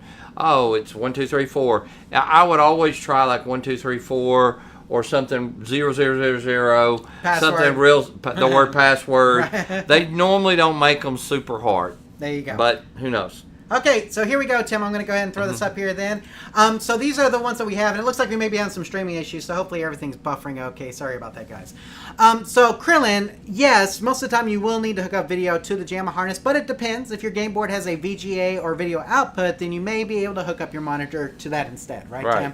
So it may have a VGA output like this. It may even have like a little yellow RCA jack where you can hook up like video that way as well. And so it just really depends on the board. Different boards have different video outputs. So on Mike's question about the 12-inch LED cabinet light, if you have a Walmart nearby, you can get the Hyper Tough 700 lumen 12-inch LED under cabinet light. Tim, it runs for around $15 or less, and I have a link to it. That link is also down in the show notes, so you can get that there. And then Dario Soto, it depends on the system. If it's a PC based with the BIOS password, you can try the methods in the link, which we also put down below in the show notes. Otherwise, let us know what system you have. And Tim mentioned looking in the manual for that. That can be helpful as well. Yeah, we used to always like find them. They would be, a lot of times they'll be like P-touched on the backup disc or something, or we'd write them on the disc cover, disc sleeve, or whatever you want to call it. In the manual, we'd write down passcode. We'd write it inside the first page of the manual. Absolutely. So there you go. Pretty easy stuff. Nothing too terribly difficult here. Dario Soto, if it's a different password you're looking for, like we mentioned, get us the game. We can probably help you out with that further. Tim, anything else on these questions before we move on? No, thank you, guys. Sounds good. So hopefully answers Krillin, Mike's, and Dario Soto's questions. If you have anything else for us, please let us know. Questions at arcaderepairtips.com. Send us an email there, and we'll be happy to get back with you when we can. Well, Tim, that does it for the questions this month. Okay. And all the updates, I think. So Right. we're totally caught up. And Tim, I mentioned in the last episode that I was going to Canada for vacation. Yeah. And, you know, it's really hard for me to go anywhere and not visit at least one arcade. For sure. And so, Tim, we went to this movie theater / family entertainment center kind of thing that was in a mall in Calgary. Okay. Which is where we went on vacation this year. And so I'm going to put up some pictures of some games that I saw there so you guys can tell me what you think. So here we go here, Tim. So here's some of the ones. Now, there was a double-sided Lane Master there, Tim, which, have you played Lane Master? Yeah, we used to have, we had the earlier version of it at Gaddy's. Yeah. So Lane Master is basically like a Bowling. roller ball game, except you actually have like pins and there's different games you can play. Very much like skee ball with just a little bit of added depth thanks to the LCD screen there. And so it's a fun game to play. Tim, I saw Dance Dance Revolution X out in the wild, which I haven't seen Dance Dance Revolutions too much except for like at Dave & Buster's and like round one, places like that. But there was actually one there in the wild and people were playing it, believe it or not. Nice. So good stuff. A couple of pinball machines here, Tim. One I see fairly frequently, and that's Star Wars, and the other one very infrequently, and that's Iron Man. Wow. So Iron Man is a very sought-after game, Tim. It was so sought after they did a Vault version of it, if you remember correctly. Yep. And so Iron Man is a very fun game to play if you have not played it. It's super fun, in fact. So I thought it was very interesting to find an Iron Man there, of all games. Did you play some? I did not. We were really there for my kids, Tim. They wanted to play. So I let them use their credits. I did not get any credits myself. That would have been a hard one. And here's the funny thing, Tim. The pinball machines were the cheapest of the games To in play. the arcade. Okay. What do you think about that? Yeah. Okay, now, I will say this, that Iron Man's probably paid for like 10 times over now. Probably so. The Star Wars maybe not, but it's probably getting close, right? It may be Sure. paid for at this point. So both those games were the cheapest, but we all know they're not the cheapest to maintain. Very right? sure. Something to keep in mind there. Here's some more, Tim. We had the King Kong VR experience there. Looks fun. Yeah, which somebody was playing. You can see him there in the picture. It's kind of hard to see, but he's got his headset on. He's playing. We have this drop game, Tim, which I wasn't familiar with the screen up there. I haven't seen this one either. I forgot the name of it even because it doesn't have it like just printed there on the marquee or anything. But it's a drop. It's a standard kind of drop game where you're trying to get point values and stuff. So, and then we also had Fast and Furious with the dual screens there. Yeah, Tim. you don't see the dual screen as much. Don't see that very often. That's cool. I think that's fairly new there, Tim, but it is something that they had there. I can't imagine that's cheap, for sure. No, these were nice games. Yeah, for sure. And then you have super bikes here, Tim. Pretty common to see this. And I think I only took the super bikes because this is the game that the lady broke in Wichita Falls at that arcade. And sure enough, there is no cover over that screen, Tim. Right. I went up to it and I'm like, this is bare. Right. Like, if you hit that screen, it's going to break. If I went over to the bowler game and just threw one of those balls right at that thing, it's gone. Right. So, kind of a poor design. Put a piece of plexi over that, something to kind of give it a little bit more strength. And then, Tim, we went to the GameStop in the same mall, and they had the Iconic Arcade, which we've seen here in the States, but I had not seen one myself. Like actually in person. And so I saw the Iconic Arcade. This is basically a home built arcade. You can use a Raspberry Pi with it or a PC or something like this. And so very popular, and they actually had it there for you to see and take home, So it is a kit, just like what you get with arcade 1-ups and things. But that's all the stuff I saw. So anything there, pique your interest there, Tim? Or the pinballs, of course. Yeah, absolutely. Mostly. And I thought it was, like I said, the fact that they were the cheapest in the game room really caught me off guard. But you got to remember, kids aren't playing pinball. My kids see those, they're not playing that. Yeah. You know what I'm saying? They just don't. So, I mean, they're there for the ticket games, Tim. Yeah. That's why they're there. So, the good stuff. Love seeing games on vacation. Always good to get some pictures here and there. So, again, and some stuff you don't always see, like Iron Man. So, good stuff there. Let's see. Okay, that does it for that point. So, let's go ahead and move into our news and discussion, Tim, for this month. Now, it was kind of a light month. I agree. So we only have a couple of little news stories here that we want to talk about. But this first one is about a home console release of a series of arcade games that most of us have very fond memories of. And that is the Marvel vs. Capcom Fighting Collection, okay? Nice. Which is coming to the Switch, PS4, and Steam later this year. Oh, nice. And Tim, this is a compilation, and it includes X-Men Children of the Atom, Marvel Superheroes, X-Men vs. Street Fighter, Marvel Superheroes vs. Street Fighter, Marvel vs. Capcom Clash of Superheroes, and Marvel vs. Capcom 2, plus the beat 'em up, the side-scrolling beat 'em up, The Punisher, wow. which is hard to come by. Tim, I have 4 of those games on CPS2 boards. But they're fantastic games, Tim. The Marvel vs. Capcom one is the one I currently have in my CPS2 cabinet. And just really good stuff. Love these games. Tim, obviously, I know this isn't your generation of game, No. but I tell you, there are people who just That's some good absolutely stuff love right these there. games. I grew up with these in my arcades. I remember going and playing them and having super fond memories of playing these games. Love them still. And so I'm glad that they're coming out with this compilation, and I hope that it is faithful to the original gameplay for sure. So, interesting thing, no Xbox version. Don't know why that is. That may just be a licensing issue or something, but hopefully that will be resolved when they actually get around to releasing it later this year. You're going to be in line to buy? I don't know. We'll see. I mean, I wish I had a Marvel vs. Capcom 2 board set. We used to have one. Right. We had one on location. We sold it for a good amount of money. And so it didn't break my heart to see it go, but at the same time, I do love that game. That's the only game here I feel like I'm missing out on. Yeah. And, otherwise, I've got the CPS2 equivalents of a lot of these, so it's like I can just plug them in if I want to play them. Tim, I keep Marvel vs. Capcom 1 pretty much in that cabinet full time. So it's my favorite for sure.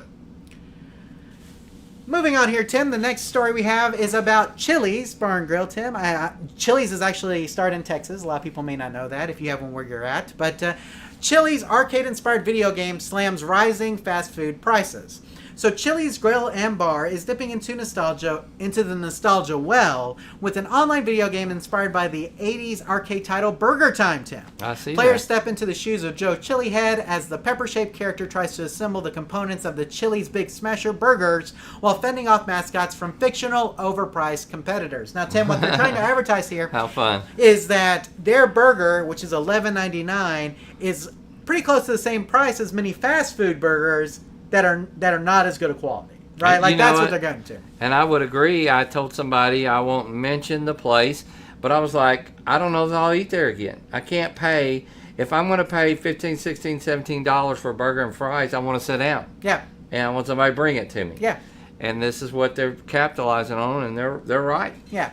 I mean, there's a lot of great burger places around where we live, Tim, but those places, the burgers would be just as much as this. They'd be more than this one. They are. And so, just to give you an idea, and those places, there's nothing wrong with those. Remember, Twisted Root was a place that was around here for a while. Right. It's not here anymore, but those burgers were expensive, right? And I think that's what they're trying to hit is like these, what do they call them, fast casual places. Yes. So you have fast casual burger places where the burgers are $15. When you can go to Chili's, have a waiter or waitress bring it out to you for basically $4 less. Exactly. So I think that's a really interesting way. I love it when companies use arcade retro icons like this to Yeah. advertise. I just love it. Somebody put some thought into it. Exactly, and it just And a game you can actually play, right? Exactly. You can go How to fun. their website. If you go to that website, there's a link to the other website where you can actually play the game. And it's really fun. It's Burger Time. So Yeah. if you like Burger Time, you'll like the game. And you can get discounts, I think, Tim, and coupons and offers by playing the game, How cool. which is good too. So, I mean, I think they did a really good job integrating Burger Time into this campaign that they're running. And I think anytime, like I said, anytime a company can use this retro arcade imagery in their marketing, I'm always going to be piqued. Remember when 7-Eleven did the Oh, yeah. Pac-Man crossover? We always are talking about different companies doing crossovers with different retro arcade brands. If it's Atari, if it's Midway, if it's whoever it is.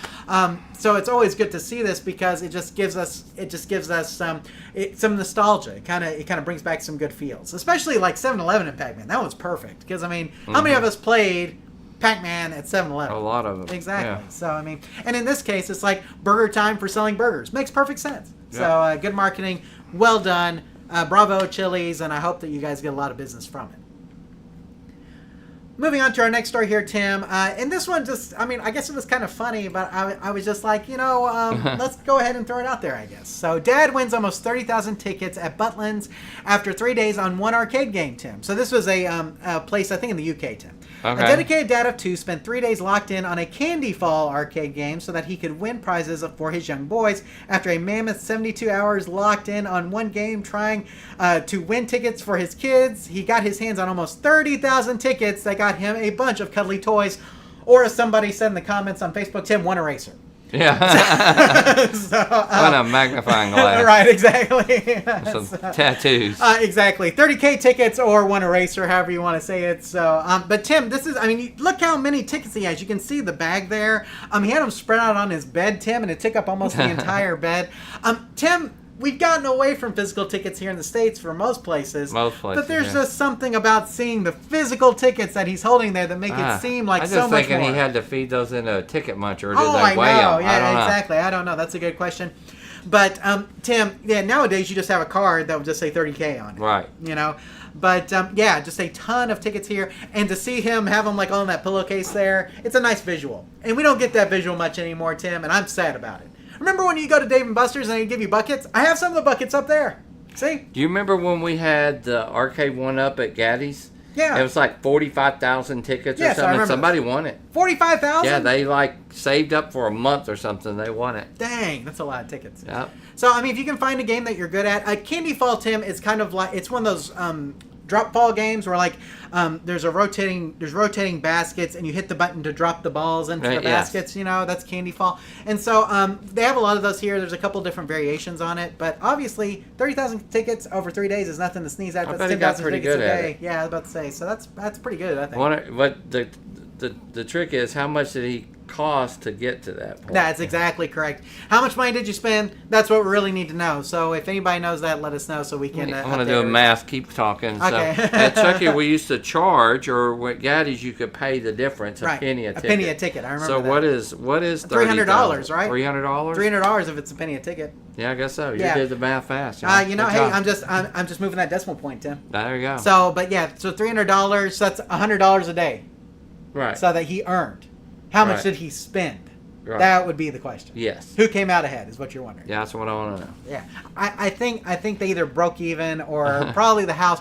Guys, Maybe they got publicity off of it. They if you're probably doing got it right, $300 worth of the house publicity. wins, right? Sure. So we talk about cranes, Tim. I was mentioning before the show that my daughter's really into crane games. Okay, and I always tell people, like, okay, it's $1. Let's say it's $1 a play for your crane, and you buy big things of plush. Well, when you buy big things of plush, you can get them for like 50 cents each. Mm-hmm. And so me and Tim would set that on what? 25% win? Right. Something like that. So win 25% of the time. Right. Basically 1 out of every 4. Right. Okay, so here's what I'm doing. I'm trading $4 for 50 cents. Yeah, all day long. All day long, guys. Right. All day long. So, Or remember the ones that gave you candy every time? Yeah. We give you a nickel's worth of candy for 50 cents all day long. all day long. That's exactly correct. Yeah. Just keep giving it Yeah, to you. exactly. 5 cents worth of candy for 50 cents. Yeah. We'll do it all the time. So that's how crane people make money. And you got to remember that these machines are made to pay out. Now, if you can find one where somebody has modified that to favor you a little bit more, that does happen, right, Tim? Sure. So, I mean, I can, like, when I go to Chucky, I can tell which games are the payout games. You can tell. Sure. They adjust them all the time. Yeah, exactly. So, you can tell which ones are paying you out more and which ones are paying out less or whatever. So, find the games that you can excel at and win a lot of tickets at. That's always the key, right? I guess he thought that one was the high payer. Yeah. But he just So, kept but he playing basically it. made $100 a day. How much did he spend? We don't know. So, No. and we don't know how many plays it took each day.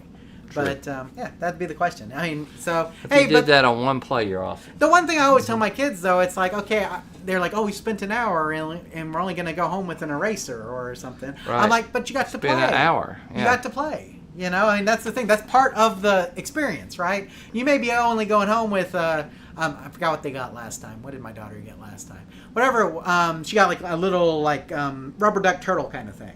Okay. Okay, it's not much, but you know what? You got to play too. Yeah. So I mean, it kind of goes hand in hand there. Okay. Now, Tim, I crammed this next news article in here really quickly, just Okay. because I saw it getting traction, and I did not realize this was going on. So, I didn't either. people who are familiar, we talked a lot about Arcade 1-Up on this show. A lot. Okay, from the time Tim was one of the first people to ever play it. Yeah. Before it was released. Okay, you Got the your video place. to prove it. Right. You will see when Tim played the Arcade 1-Up before release, and he gave us his impressions on it and everything like that. So Tim was one of the first people to play them even before they were released to the public. We have been following Arcade 1-Up for a long time. We did an arcade debate, Tim, on whether we thought, what was it, $400 was too high a price for them. They ended up going to $300. We've done so much talk about it, but we've noticed over basically this whole year, there hasn't been much as far as Arcade 1-Up releases. Right. Okay, there's been some here and there, but it's slowed down quite a bit. And we think we know why now. And it turns out that there was a company that was doing most of the design and development for Tastemakers, which is the company that owns the Arcade 1-Up trademark. Okay. And they split. So Thinkup Inc., which was the company that did the design and development, ended up leaving Tastemakers and not doing business with them anymore. And now we know that may be due to a lawsuit by which they were not getting paid. Yeah, well, I don't blame them. Exactly. So here's some of the details, Tim. So you can go onto trellis.law, Tim, and see the entire document, read all of it. I'm going to give you just the gist of what's in this document. Okay. So Thinkup Inc. files lawsuit against Disruptive Products Inc. and Arcade 1-Up owners Tastemakers LLC. Thinkup Inc., the company that helps with various aspects of Arcade 1-Up's products, including design and development, has filed a lawsuit against Tastemakers LLC claiming that they have not been paid according to their agreement. The lawsuit states that Tastemakers LLC agreed to pay Thinkup Inc. a 3% cut of the net sales revenue for the life of the product. So, Tim, they got the, percent in perpetuity deal that Mr. Wonderful likes on Shark Tank so much, you know. They got that deal supposedly. Okay, what people don't know is Tastemakers LLC was only involved in the licensing, the funding, and the marketing and distribution of the games. They didn't do anything else. Right. Thinkup did all of the. They did the packaging, they did the artwork, they did all the design elements for the games. All Tastemakers did was get the licenses for the games, make sure they could get the funding to do the manufacturing for the games, and then marketing and distribution. And so Tastemakers still owns That's a lot of work for 3%. Yes, exactly. So Tastemakers still owns all of that stuff, but they basically got rid of the company that was doing all the work. Okay, and when you do that, guess what happens? You get no work. Exactly, you no get work no work. Done. And so everybody, the last release they did was this 2-player NBA Jam, which is supposed to be coming up, Tim. And if you look at this cabinet, people are really, really just dumping on it because they think it looks terrible. And it does compared to the other stuff, but it's probably because they have another company designing it. And Tim, it seemed like Thinkup did a really good job of preserving the look and feel of classic arcade games. I think so. So you can read the entire lawsuit. The lawsuit also says that Thinkup wanted to do full-size cabinets to begin with, but that Arcade 1-Up, or Tastemakers, told them no. And that's part of it, and there may have been licensing stuff involved. But I would highly recommend, if you're interested in this at all, that you go read the law document, and there's stuff all in there, Tim. But what it comes down to is that Thinkup Inc. was not getting paid per the agreement that they had with Disruptive Products Inc. and Tastemakers LLC. And Tim, guess what? If you're doing work for somebody and they're not paying you, you should probably stop doing work for them. Okay? For sure. That's how it is. But geez, that's sad, though, that you got to part ways like that after, in my opinion, the good work they've all done together. Exactly. A very good run for sure of Arcade 1-Up products. I mean, you guys, obviously, I know a lot of you guys are very mixed or maybe even negative on the products themselves. But for what they were, they are very good. Okay? And there are many people out there that have Arcade 1-Up products and absolutely love them.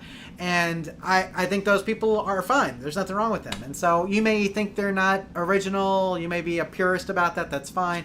But there's no doubt that Arcade 1-Up introduced a entire new generation and people who love games even before that, and allowed those people to have arcade games who normally wouldn't have been able to buy one. Agreed. So there's nothing but respect for what Thinkup did throughout their work with Arcade 1-Up. I'm very sad that they didn't get paid according to what they should have been paid per their agreement. So hopefully they get their money and can continue to make good products. So, I agree. Yeah, it is what it is. So. Well, Tim, I think we are to the end of the show here. So let us just go ahead and go through the... I got to see if there's anything else here. Okay, I see this. Okay, we covered all that, I think. Okay, I think we're caught up on the live chat. Just want to be sure. Don't want to leave anybody out, right, Tim? No. So, we do want to remind you guys that if you want some free promotion for your channel, like what we gave Digital Jazz Arcade this month, Tim, that you can send us a video that we can play here on our show. So, if you will If you will send a short video, 10 minutes or less, about arcade-related topics to us at questions@arcaderepairtips.com, our staff will review it, and if we like it, we'll use it during one of our live show episodes, just like we did tonight. Make sure you put a plug in for your channel so people know where to find you. We look forward to seeing your submissions. And like I said, Digital Jazz Arcade, he already left out, it looks like, according to the live chat guys. But you can check out his channel. We did link to the video that we showed in the pre-show before the live show began tonight. So if you guys want to check out that video again, you can do it there. And we would hope that you go to Digital Jazz Arcade's channel, that you would subscribe and like his videos as well. Good stuff there to check out for sure. And then, Tim, we have our contact information. We have our email at questions@arcaderepairtips.com, questions@arcaderepairtips.com. If you want it mentioned on the live show, be sure to put live show in the subject line, and we will try to answer it there. Otherwise, we will answer it whenever we get around to it. Again, our general email address is questions@arcaderepairtips.com. And we have our YouTube page. Of course, those of you guys who are watching this live or on YouTube know where that is, but maybe you're listening to this on the Question and Answer podcast feed and you'd like to watch the YouTube video for it. If you would, make sure you go to youtube.arcaderepairtips.com and look up episode 89 to see tonight's video. Comments from the last live show will be covered on the next episode, so if you guys leave a comment on this episode, we will try to get to it in episode 90. And if you're listening to this on the Question and Answer podcast feed, we do not put the after show on the Question and Answer podcast feed, so if you want that, you will need to look up the YouTube video. And again, you can find that at youtube.arcaderepairtips.com. And Tim, we also have our podcast feed, which has the audio from our live shows and maybe interviews, question and answer podcast if there are any, etc. And you can find that pretty much wherever podcasts are aggregated. But the three that we always recommend are iTunes. So that's itunes.arcaderepairtips.com, Spotify, which can be found at spotify.arcaderepairtips.com, and Audible, which can be found at audible.arcaderepairtips.com. Make sure that you leave us a review on one of those platforms if you like what you hear. And if you don't, let us know. Send us an email, and we'll be happy to take any suggestions under consideration. But again, itunes.arcaderepairtips.com, spotify.arcaderepairtips.com, or audible.arcaderepairtips.com to subscribe to the podcast feed, or type Arcade Repair into your favorite podcast aggregating app. And then we have our social media pages. We have our Facebook page at facebook.arcaderepairtips.com. And we want to thank Mark for all of his input and all of his posts that he makes there, our community manager. He does a great job, and we just want to thank him for the job that he does do. But you can find most of our posts on Facebook at facebook.arcaderepairtips.com, and that same content gets posted on our Twitter/X feed at twitter.arcaderepairtips.com, or just Arcade Repair on Twitter/X. So, and you can send questions there as well, or via Facebook if you would prefer. That's up to you. But if you want to find out when the next live show is, if you want to keep up with arcade news, subscribe to our feed on Facebook and Twitter/X, and you will get that information. Okay, Tim, I think we're about ready to wrap this show up. We do have the after show coming up. Tim, is there anything you want to tease in the after show that we're going to talk about? A couple shows that I really liked we'll talk about. And, normally we stay away from political things. But not always. We may touch a little bit on just our opinions and maybe want to hear some of yours. If you stick around for that, we'd like to have some chat with you. We can talk about the dumpster fire that is our country, Tim. I think so. So there you go. It's still a wonderful place to live. We love the United States of America. We'll always be here. That debate was kind of rough. I think if you guys watched that, I think that's what we're going to talk about, right? Yes. Okay. I think so. It's like, have you ever just looked at, there's, 250 million, 260 million people in America. And why those two guys? These are your choices. Exactly. Sorry. But anyway, we may talk about that. We normally stay away, but I think it's some good discussion topics that we can get into there, and I'd like to hear your thoughts on a couple things. Yes, I can talk about how disappointed I am that Dallas lost in the NBA Finals, but how happy I am that we got Klay Thomas, Tim. So we can talk about that. That's a pretty big pickup. Or Thompson, excuse me. Klay Thompson. We can talk about that. We can talk about the All-Star game coming up in Texas for MLB, Tim. Yes. That's just in a couple of weeks, I think. We can talk about how the Stars lost too, Tim. They did. It is what it is. WWE, you guys know I've been watching, so we can talk a little bit of UFL if you guys are into that, and NFL maybe just a bit, just depending. And then movies, TV shows, just like we always do. Those will be in the after show, so make sure you stay tuned if you're interested in those things. And guys, it's a free topic. It's a free topic thing. Right. So if you have a topic that you would like to talk about, bring it up and we'll talk about it, okay? And we'll also take more arcade questions. Absolutely. So the after show happens about 5 minutes after the live show. So if you're watching this live, wait about 5 minutes. Or if you're watching the recording of this, wait about 5 minutes. And then we will come back after we've had our bathroom break and our drink break and all that kind of stuff. So we just like a little break between the live show and the after show. You understand. Tim, it's hard talking for like, how long, an hour and a half on Arcade Repair. For sure. Hey, no commercials here either, right? Right. No commercials. So, I mean, it is what it is. I'll throw a commercial in between the two, though. Sorry about that. So, between the after show and the live show, just because. Tim, anything else before we move on? No, thank you guys. Especially on a night that was kind of off our normal night. So we really want to appreciate the live chat and how active you were, and some good questions in there and good comments. Thank y'all for being here. You made the show great. If you're watching this later, we appreciate you taking time to come back and watch it. Absolutely. Round of applause for the live chat tonight. You guys were awesome. Good job. Lots of great questions tonight in the live chat. We're so glad that you guys made time for us this month. And I don't know, if Wednesday works better, it seemed like we had a pretty good audience tonight. If Wednesdays work better for y'all, we could talk about moving it if that's a thing. We like the first Thursday. We've been doing it forever. But, you know, if more people can be here on a different day, maybe that's something we need to look at. So we love your input on that. Let us know what you guys think. And otherwise, Tim, I think this is going to be our off-ramp. So if this is your off-ramp, if you're not going to watch the after show, we look forward to seeing you next month in August 10. We hope that you have a wonderful 4th of July if you're here in the United States of America, that you celebrate with family and friends and grills and all that kind of stuff. All right. And we look forward to seeing you in August when it will be even hotter than what it is right now. It'll be so hot, Tim. Right? I mean, this is Texas. It's going to be, what, 105 by then? 110? I don't know.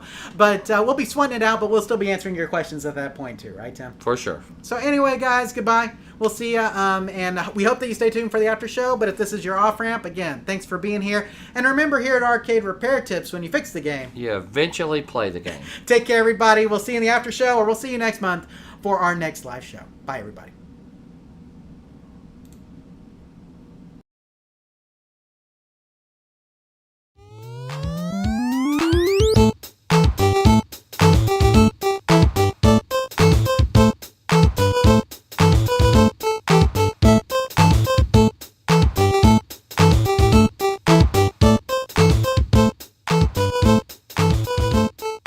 Thank you for watching this episode of the Arcade Repair Tips live show.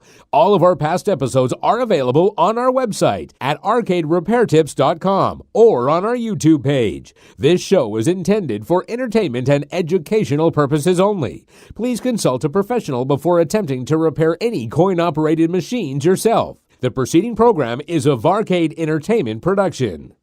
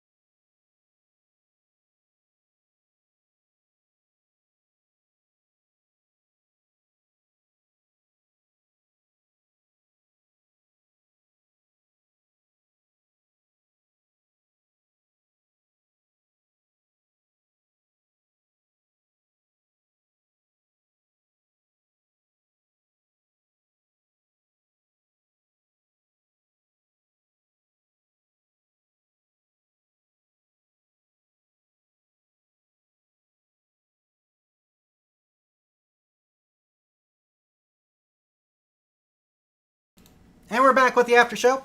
Hopefully you guys enjoyed the regular show. I thought it was good tonight. We had a good one, even though it's a Wednesday night. I still felt like we had a great show. And Tim, I think it's 5 weeks until our next one because of the way the Thursdays fall. Okay. And so we're technically going to have 5 weeks from tomorrow until our next show in August. And like we said at the end of the show, it's going to be hot.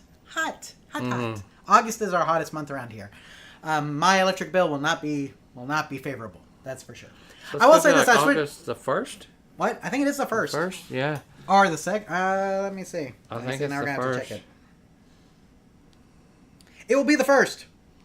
1, 2. So maybe it'll be 4 weeks. It'll be 4. Yeah, if I say it, 5 weeks didn't sound right. Yeah. Because It'll be really, I'm taking vacation on the 3rd. Okay. I thought that was a Saturday. So, Okay, there you go. So it's only 4 weeks. So, but Okay. it will be the first. It will be the first. And Tim, we don't always have great turnout for the first. It just kind of depends. I've noticed. So, hopefully, you guys can make it. If not, we'll record it. We promise. So, hopefully, we didn't have too many interruptions during the show tonight. I saw a couple little slowdowns and stuff, but it sounded like the live chat guys hung in there with us. Yeah, so they did. We appreciate it. You know, like I said, they're still working on stuff around here, and it's just screwing everything up. So internet and power and all this kind of stuff. That big storm that we had came through, Tim. It messed everything up. Right. So, let's talk about June, Tim. You had a good June? Yeah. June flew by. I can't believe it's July. We're already more than halfway through the year. We're already well into summer. Yep. It's just so hard to believe. That's all I can say is June was just kind of a blur. It was. It just went by fast. So, I mean, part of that was because I went on vacation. So I was out a week, and then we also had VBS at our church, Tim, and that takes up like an entire week. And the planning for that was another week. So there's 3 weeks of June just gone. How long's the flight from to there? 4 hours. That's not too bad. Yeah, it's not bad. The kids do okay on the flight? Watch kids are stuff on the fine. pad? Yeah, they're fine. Yeah. So, but you got to remember, we flew out of Houston, which is like another 3 hours. Right. So, okay, here's how it works, though. You have to get to the airport 3 hours for international flights. Right. They want you there like 3 hours early. So we left, and we lose an hour coming back home. So we left the house in Calgary at 7, I think it was 7:30, and got to the airport. And it's about a half-hour drive to the airport from where we were staying. So we got there at like 8. Our flight... And then we had to go through customs. We had to go through security. We had to check our bags. Okay, but our flight was at noon. Okay, so we got there at 8. We had 4 hours. We got there a little early. We had to turn in the rental car, too, because we had a rental car. Sure. Customs took the longest. It took almost an hour to get through customs. So, and it wasn't that... it's just a lot of people. It really wasn't that it was slow. It's just a lot of people there. But literally, it was about a 14-hour day when you add it all up. Yeah. You know what I'm saying? It's just brutal. Because, so... it's 7 hours worth of driving and traveling, but then you got, like I said, you got to get to the airport 3 to 4 hours early. You got to wait for your bag to get unloaded from like when you land. And then you got to get back to your car, which is in a parking lot somewhere. It's just, there's just all those logistical things, right? And so it just makes for a long day of travel. And so, I'm glad, it was fun to go and everything, but man, that return trip was brutal. So... Speaking of which, I need to book a flight. I'm going to be heading to Amarillo, Texas. That area, far northwest Texas. I'll be there for a week, coming up in a couple weeks. So if you're listening and you're in that area, make sure and send a shout out or tell me some good places to eat or arcades to hang out. There you go. Getting back to June, anything else that you want to talk about with June? I can't think of anything. Okay. We had a good time. Went places. We went to Banff. I know a lot of people... I've heard so many people have Banff and Lake Louise on their bucket lists. Never heard of it. They are the most beautiful places that you'll ever go in your life. Really so Lake Louise is literally in the middle of like a mountain range. There's 3 mountains that surround it, and all the water from Lake Louise is glacier runoff from those mountains. Really blue. Oh, it's beautiful. Yeah. So, but yeah, like even the new head of school at Brookhill, that's like on his bucket list. That's where he wants to go. So we were there, and it was beautiful. So if you have never been to Banff is like a city in the mountains, Tim. Okay. So it's like a little, and it's very commercial. It used to be just a little town, but now it's very commercial. There's shops everywhere, and it's just surrounded by mountains. It's beautiful. And so if you like mountains, you like that kind of stuff, like I can't think of more beautiful mountains than what you see in Canada. It's beautiful. So we did that. It was fun. We went to like a little theme park one day, and then we did some hikes and things like that. It was really fun. We saw some waterfalls, Tim. That kind of stuff. So. And then we had VBS at the church, which my wife is a children's director, Tim, and so that's always a big ordeal too. It's been busy. So, and we've been talking back and forth a little bit more than usual, I feel like, just about different things. So, but What about you? June, okay? No big things? I can't think of any life-shattering different things. It's just, like I said, it was You just sold some went by games. so far. I did sell 2 games. If you guys remember, we made the cooler cades. Sold them to one guy. He's like, I want them both. After he looked at them, it was kind of one of those things. I think if we'd ever took them to a show, they would have sold earlier. People would have saw the workmanship and everything in it. Didn't quite get what I wanted for them, but you know what? Got them moved and on to the next project. There you go. Tim, any big plans for July 4th tomorrow? I do have some pretty big plans. It's going to be at my house. My father-in-law's cooking, I think, 3 or 4 racks of ribs. Oh, my goodness. And I'm going to cook fajitas on the grill. So we're having ribs and fajitas. My nephew is driving in from Jackson, Mississippi. And I have seen him lately in a while, but he said he hadn't been to Texas in 20 years. Wow. And so we're really looking forward to him coming and staying for a few days. He's going to stay through Sunday.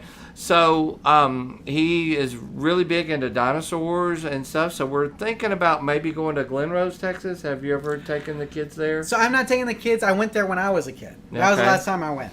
And or maybe going to the Perot Museum in Dallas or the JFK museum. He likes that kind of See, stuff. I've never done the JFK, and that seems like something like we should do because we're so close to the Dallas area, you know?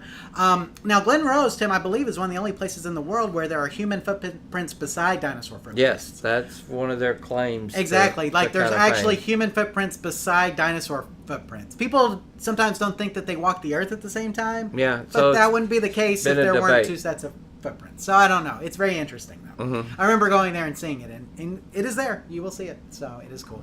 It's a long drive from here, though. Yes. Warning up front. So you may be better off in the Dallas area. Got some other things going on. Maybe so. Fireworks? Yeah, that normally the neighborhood pops a pretty good amount, and they also there's a church, a South South Spring. That's not very far from the house, and you can literally see them from my house. Gotcha. So we'll probably just sit on the porch and kind of watch that. Eating off for 4 days. That's all I care about. I've been putting in a lot of hours, and had to make a quick impromptu trip for work last week. So I've really driving a lot, putting in a lot of hours, ready for a few days off. There you go. From as far as we go, I've got some. Are you off Friday too? I have to work, but only a half day. Okay. Well, not. Well, too here's bad. the thing: is everybody else took off. So somebody has to go in and just check on things. Yeah, exactly. So I'm going to go in the morning. I already some of our. I work for a company that has multiple divisions, and I support all of them. So some of the divisions are taking off on Friday, and some aren't. And so I need to be there for the ones that aren't, right? Because they're still running and doing things. So Right. I'm going to go in probably just for the morning and take off at noon. So Okay. that's going to be my thing. And then, so it's not like that's that big a deal, and I'll get paid for the whole day just for being there the half day. Are y'all doing a family get together or just No, so hanging my there with the parents kids? are getting windows installed in their house, so they're not doing Okay. anything. You know, I mean that's Yeah. a big ordeal. They're getting all their windows replaced. Nice. And then not really getting together with anybody for the 4th. We may go see fireworks. We may not. I do have some sirloin steaks from Omaha Steaks staying in the There you fridge go. that we're going to be cooking on the grill because man, you got to grill on 4th of July. I feel Got like. to. So we may go swimming or something. I don't know. Tim, we buy swim passes to like a couple of places around here, so we have a couple of pools we have access to. And so we may do that. I don't know. I need a good friend with a pool. Well, When are you here- going to put one in? I'm never gonna put one in. I mean- I'm gonna always buy the passes to like. It's- there's a country club here you can buy a swim pass to for the summer. We go to that one. You think about how much a pool costs, you can buy a lot of passes for and that. not only that, how much continual maintenance of a pool costs. Exactly. But we also have a pass to. My wife works at the local university here. They have a pool, and she has a pass to. We have a pass to that, and Nice. it's very reasonable because she's a teacher there. So so we may do that. I don't know. We'll see. We may do. go see fireworks. I don't know. I don't want to talk about the economy at all. I'm just going to skip that. Is that okay? Yeah. Because it just seems like we've been up and down, and up and down, Yeah. and up and down, and it's going to be like that until the election happens. I Right. think. And speaking of that, it was Tim's idea to talk a Right. little bit about politics tonight. Well, So I'm going to let you take the lead on this. Well, we don't normally, but I think if every probably human being that's going to vote in America probably has seen the debate by now. Or at least the clips. Yeah, or at least, like you said, the clips. And, for a while now, there's been a lot of speculation about Biden's cognitive abilities in decline. And I don't care what side you're on, let's be real. It was in full, I think it showed. And to the point where it's my personal opinion that he probably will step down or not seek re-election. So the question becomes then, who do you get to replace him? Okay, Right. It's kind of late in the game. What are the laws? What are the rules? And I don't know. And I say this that I think some people are glad that he would be willing to do that. If you can't, if we talked about this, Jonathan. A lot of reports coming out, and we don't know what's true, but it's obvious that if the phone call rings at 2 o'clock in the morning, I don't know that I want Joe Biden picking up the phone and making a decision that needs to be made in a split second. Now, he doesn't have advisors around him. Right. And every president has advisors. They should. Yes, that helps. Because it's not a one-man job. It's not, and but you still got to have somebody leading the way. So who do you think his best replacement is? I guess is the open question I'd like to ask you, and maybe to the live chat. Or do you disagree totally? You think that he should not step out, and you think he should stay in the race and finish the course? And to me, I don't. This is just like I said. We're in the after show. We're just talking about personal opinions. I don't think he can win.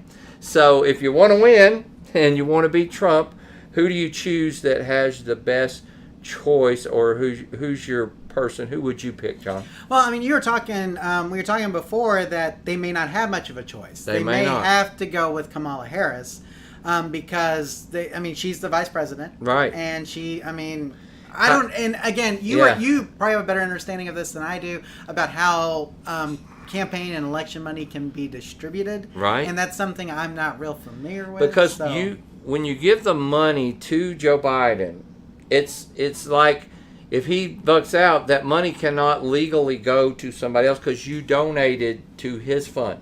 And in fact, it's not all in the DNC's big group fund, although they may have some. Right. This political ad was paid for by blah blah blah blah committee or whatever. Political Action Committee. Yeah, PAC, Super PAC. They may have some of that money there, but a lot of it went straight to Joe Biden because he's the one that should be out on the trail and doing things. So what do you do with that? I don't know. We're in kind of and if you're listening and you're from a foreign country, even my German friends, hey man, what's going on over there? They get it because, and I think that the president of the United States is an important job. Mm-hmm. And we can be biased, of course, because we live here, but I also do think that based on our past history, we have come to a lot of people's rescue, and we have played an important role in world history. And I think that our president is an important person, and we should always choose wisely.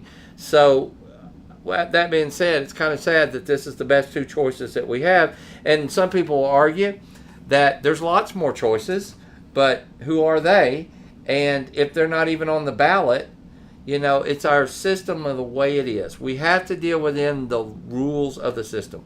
So I would say that you cannot say a person is worthy of being the vice president that literally hasn't done anything morally wrong. Cognitively, she's the same as she was. Some might argue there was not a lot there to begin with. I've heard that argument. But you know what? She's vice president, and how do you bypass her and say, thanks for being the running mate, but we don't feel like you're qualified for the job, whereas if Joe was to die tomorrow, she would be president. So how do you bypass her? But then again, when you look at poll numbers, the only person that they say could, according to polls, we know polls can obviously be wrong or biased. So who could beat Trump? And most people say Michelle Obama, who has repeatedly said, I'm on vacation, I'm enjoying, I do not want none of it. We had a good run, thank you, I'm out. But at what point do people pressure her and say, if you're the only person that can beat him, how would you not run if you think that he should not be president? It's almost like a duty to your country kind of deal.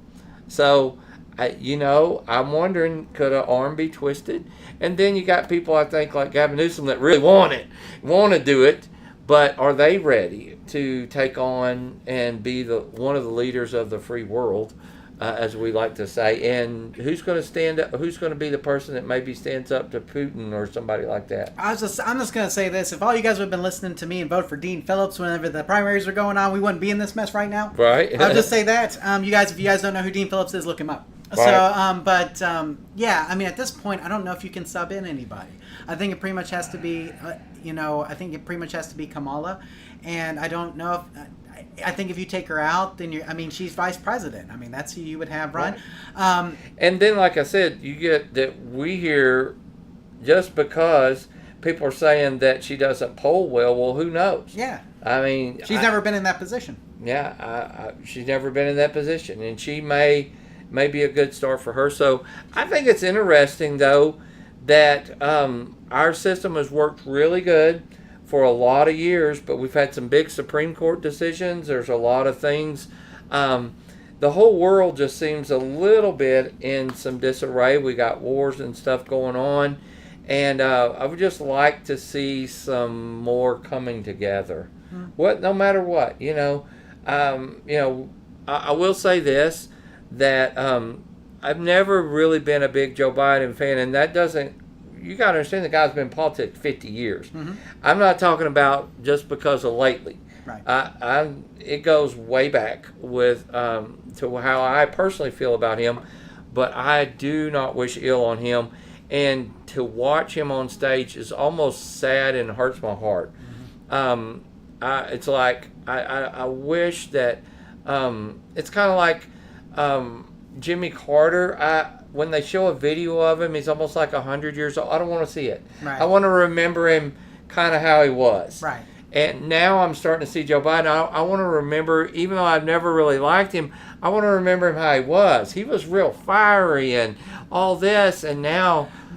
they're playing clips from the vice presidential debate with Paul Ryan. Yeah. And, I mean, he did fantastic. He did. And it's just... So...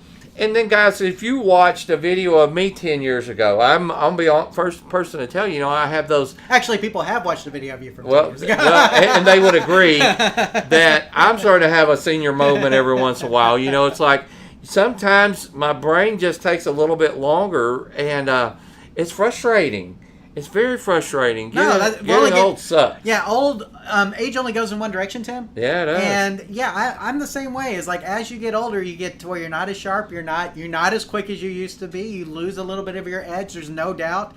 I would like to think that Joe still has a little bit of that in him, and I think you see glimpses of it. Like I think the State of the Union was a great example where he seemed like he was on top of it. And after seeing that, I would have been like, okay, that guy seems like he's capable of running the country and debating. And then the debate happened, and I'm just like, okay, what happened? What happened between the State of the Union and now? This guy looks completely different.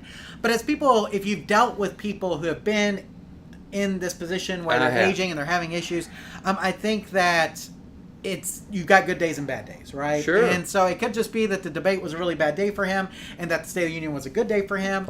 But it could be another debate coming up, right? Exactly. So exactly. And so I don't. And that would be the only turnaround. He's going to have a news broadcast. He somehow has got to come back out.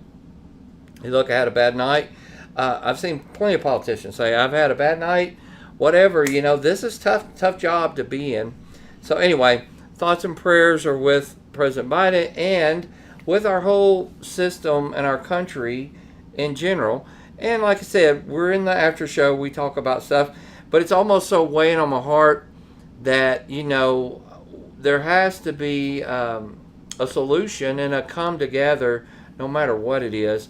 So let me encourage you, no matter which side of the aisle you're on, to always be one to reach across the aisle, no matter what, because you're not my enemy, you're my friend, you are my co-workers, you're all my Americans, country members. That's right. We're all Americans. And we got to admit there is just some unrest in the world, and there's some bad people in the world that we need help with. We need somebody, a leader, that can stand up to those people. So hopefully we find that person. I think I mentioned this before, Tim. This is why I get so frustrated with politics. Is because the people I vote for in the primaries never end up getting the nomination. Yeah. This frustrates me to no end. Well, every every presidential primary I voted for, the person I voted for did not become the candidate. Yeah. So I am not the problem here. Well, and that's who what, are the people who keep voting for the people that get elected to president? a lot of people say, well, I don't want to, I want to vote for this guy, but it'd be like throwing my says, right? I mean, I get a little bit of that logic, but at the same time, if you like them, who cares? Right. Who cares? If they're, you write their name in on the ballot, if you guys want to vote for me, throw my name in there. That's right. You know, if that's what you feel. Right. But at the same time, because at the end of the day, you have to vote what's best for you and your family, but it is important too. So, you know, at this point, I wish The Rock would just run, because I definitely vote for The Rock over either of these two. Right. and you know, I think that it's going to be interesting to see, no matter who gets this term, man, I just want some youth and some vitality and something, you know. It's like we just keep coming up with these old people, just either they've been establishment or it's just like we can't find anybody better. I don't know.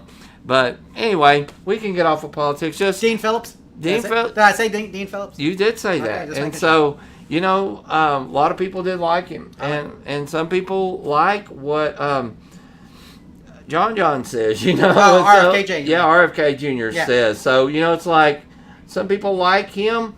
But again, we're talking about a establishment, older guy. I just want to see where's JFK at, you know, or where's, you know, somebody with a little more vigor and stuff.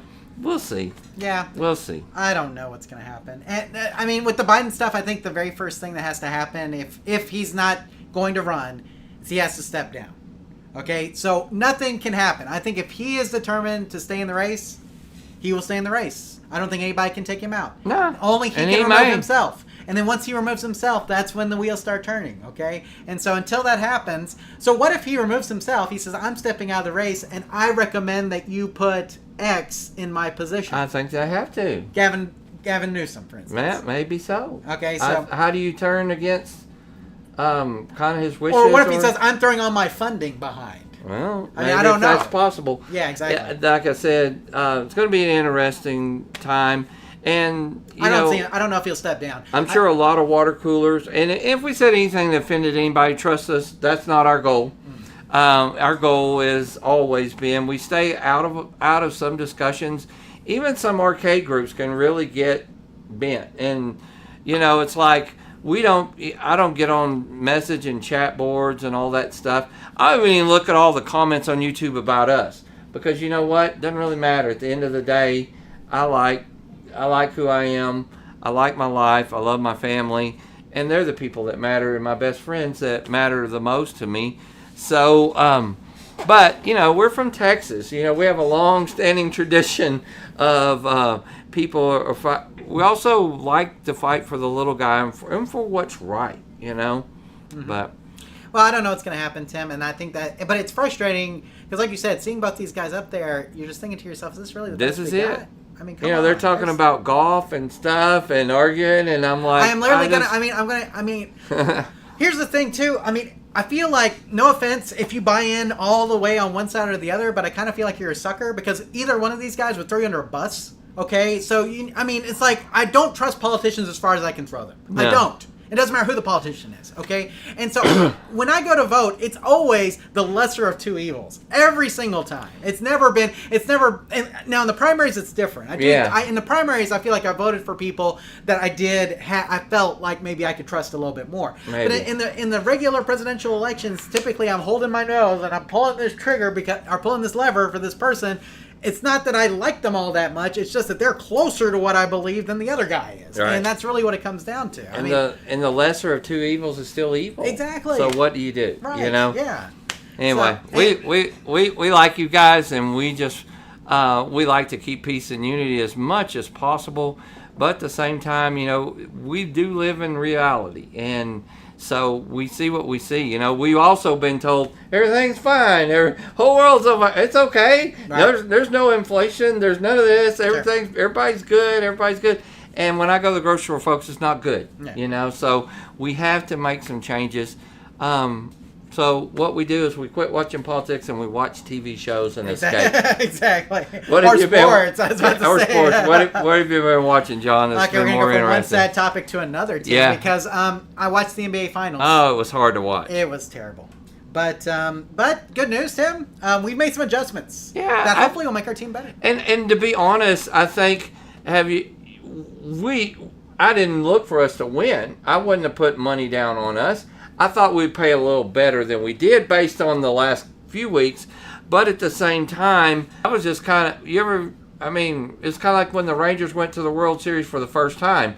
It was nice to get there. House money. But now we want to win it. That's and right. so I think we got a taste. Now we're a little hungry. So some off-season moves are definitely putting me in a good mood. Right. And wanting to see it. So we picked up Klay Thompson from Golden State. Yeah. Okay, that's a huge move. Huge okay, move. I think this automatically makes us like better, like instantly. Right. And maybe gets us to that upper tier where Boston is. I felt like Boston was the better team. I felt like they were going to win, like you said. I thought it would be maybe 6 or 7 games. Didn't think it would be 5. Yeah, but me it is too. what it is. So obviously Dallas and Boston were in the NBA Finals. We got pretty much blown out by them. And guys, they were great. They had one of the best records all year. There's no way.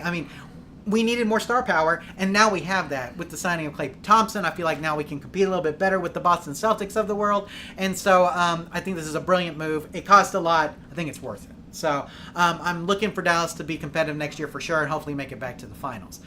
It sucks to lose. It sucks to lose. Yeah, it does. Absolutely. But it But was also, hands off to the Boston Celtics. Yeah. Them guys played. Talk about a team effort. absolutely They were well coached. We got out-coached and outplayed. agreed. Agreed. We did. So that was fun to watch. Though it was fun to be in the finals and everything. But it sucks to lose. It is what it is. As far as the MLB season goes, Tim, I can no longer watch the Texas Rangers because my cable operator no longer carries this Bally Sports channel that they're on. So I will be listening to them on the radio, I guess, the remainder of the season and catching the highlights because, licensing sucks. So, but we will say this. The All-Star Game is here in Texas this year, Tim.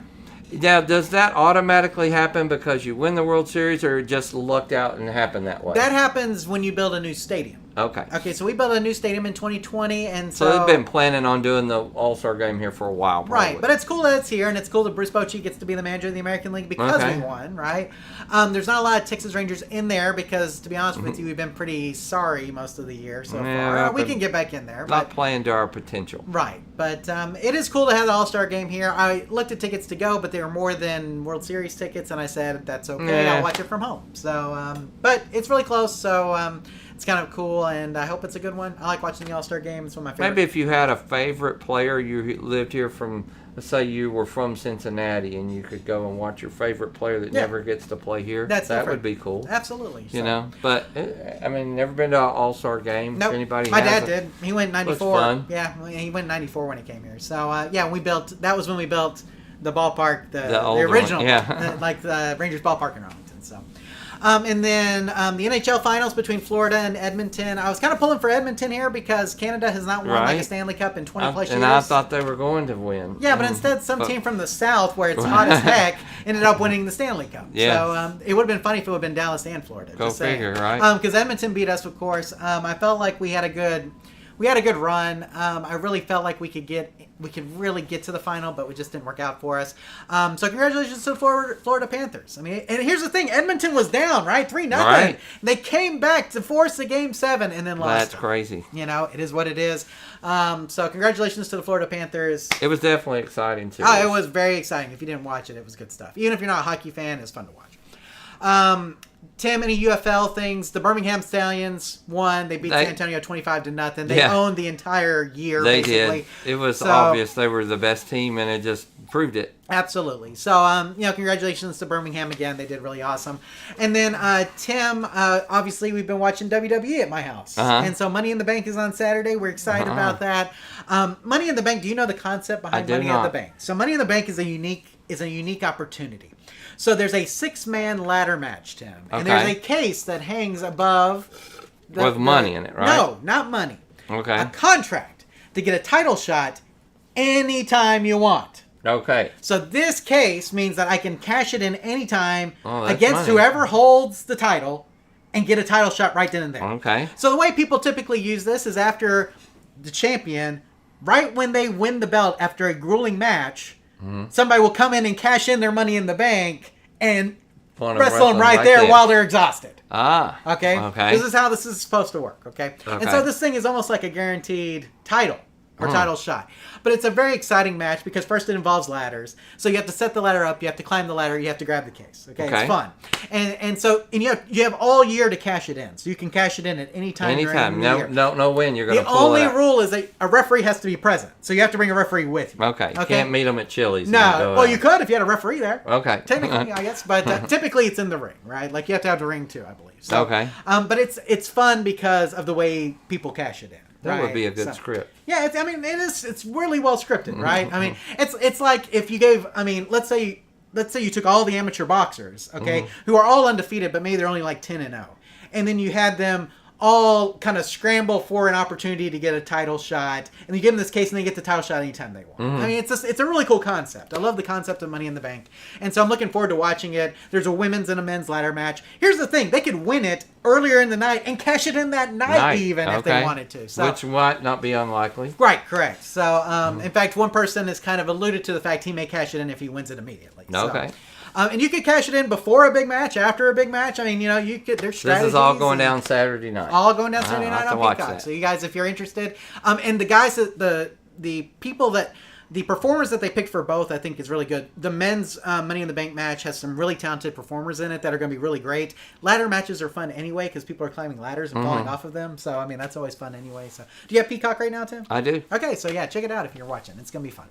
And let's talk about movies and TV shows real quick, Tim. Now, you sent me these earlier. You may have watched a couple since then. I probably have. Both these were on Netflix, I know. So, let's talk about the ones that you've seen. Okay, so first one is Your Honor. Have you seen this? So, this has been on my list for a while now. Okay. Like, it has been on my list to watch. It's got, what's his name from Breaking Bad? The main actor guy. I can see his face. I can too. I know it when I hear it. You know what I'm talking about. Yeah, Malcolm in Middle. Cranston. Bryan Cranston. Yeah. Yeah, it's got him in it, right? Great actor. Yeah, very good. I love Bryan Cranston. Yeah. So, this has been on my list. I know he plays a judge. I don't, and his son gets in trouble. I think in the first season, right? That's all I know. Okay, well, that's pretty much the gist of it. Okay. Well, I'll tell you, it really won't ruin anything. His son hits a guy in a car, and the guy that dies is a mob boss's son. Oh. So, if you be honest and go to the cops and say, I killed somebody on accident, was an accident. So, vehicular manslaughter is probably the charge, right? The mob is going to go, well, you killed my kid, I'm going to come kill yours. Sure. So, he kind of he's debating on making this decision as a judge. Do I protect my son or do what's right kind of deal, or what is to do? Can't take that kid back, but I can keep my kid from being killed. Okay.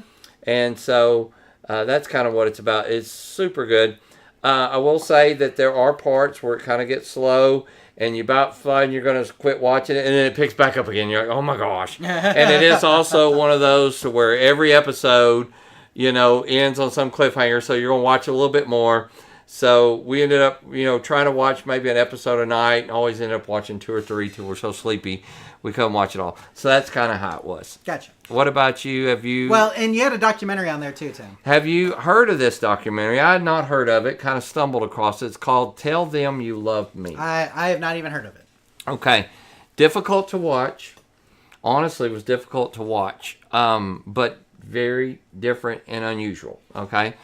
The story is about a lady who works with this guy, and he is he can't talk, okay, and he doesn't seem like he has the mental capacity and can talk. Okay. Like, he's not mute. He literally has some problems, right? Mentally incapable of speaking, and she claims that she can use this machine, that he's in there, he just can't communicate. So she's working with him and claims that she can hold his hand and he will communicate with this machine. Well, wow, what a unique breakthrough, because he is saying, hey, I want to do a lot of stuff. I don't want to sit in the house all day. I want to get out. I want to I want to go on trips. I want to do all this stuff that his family's like, wow, we never knew he felt that way. I want to go to school. And he goes and starts writing papers and all this stuff. And then she claims that he's falling in love with her and that she's falling in love with him. Okay. Okay? Which is bizarre. You'll see all that. I'm not spoiling anything there. So then the family is like, okay, it's a little weird. You're his teacher. He does have some physical handicaps. And so why would you be really interested in him? Who is the lady who is married, by the way? Oh. And has a couple kids. Oh, wow.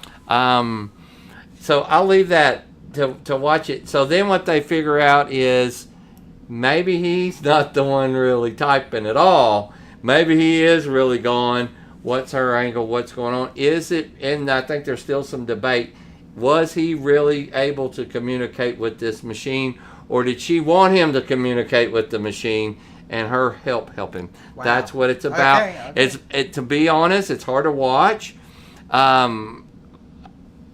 But then at the same time, it's really thought-provoking. If you really want a head-scratcher, watch it with your wife or something, see what her opinion is. Because there's times when it makes you feel like she has come up with a breakthrough and is like a miracle worker, Helen Keller kind of miracle worker for him. And then you start going, wait a second. Yeah, I don't know. What's your angle here? What are you really after? I'll leave it at that. There you go. Interesting. I don't know if I'll watch that. That sounds, man, I don't know if I could take it. I'll try. Trust me, it's good. It's watchable. Well, I mean, I wouldn't recommend it if it wasn't. So something that came out, I think it came out today, is Beverly Hills Cop Axel F. I've seen the previews. I haven't watched. Okay, so it's on Netflix too. So I'll be checking that out pretty soon. We did go to the movie theater, Tim, and see Inside Out 2. You with and kids, me and the about kids. 4 billion other people. Exactly, I tell you, it is like they made a lot of money. One of the most popular movies of all time. So, so I had not seen the first Inside Out, even though I bought the Blu-ray. Like I have the Blu-ray, right, and I have it on digital. You just went because the kids. I love Pixar. Okay, yeah. So I had not seen the first movie, and we were with technically my second cousins, but they're kind of like my cousins. Okay. I was with my cousins, and we were talking, and her husband just got married. We were talking about our favorite Disney movies. What's your favorite Disney movie? And he said Inside Out. Okay. I'm like, okay, well, I've never even seen Inside Out, so I guess I should, because the second one's coming out. Mm-hmm. So we watched Inside Out for the first time, the first one, and we loved it. And the kids went on like a binge where they were just watching it all the time. And Tim, what it is it's an inside look at mental health, basically. I mean, that's what it really is. And they do a fabulous job, like, representing this. And the second one, guess what? It's same. And it's good. Oh, my goodness. There's a part where you kind of it simulates kind of like a panic attack, which is really fascinating, and you should definitely watch. And this is more than just for kids. Okay. Adults will get this too. Okay, really good. will. So highly recommend it. And golly, the first one and the second one. Okay. Probably my favorite Disney movie in a long time. Since Encanto, which has been years now, right? Okay. So yeah, so very good. You need Tim, we also have finished half of Hitman on Netflix. Have you seen Hitman? I have not. It's got the guy from Top Gun Maverick. The guy who what's his name? He's all over. Powell. Glenn Powell? Yeah. Is that it? Something like that? Sounds like it. He's in it, and I don't want to give too much away, but it takes place, the reason you'll like is it takes place in Louisiana. Okay. Okay, literally all of it does.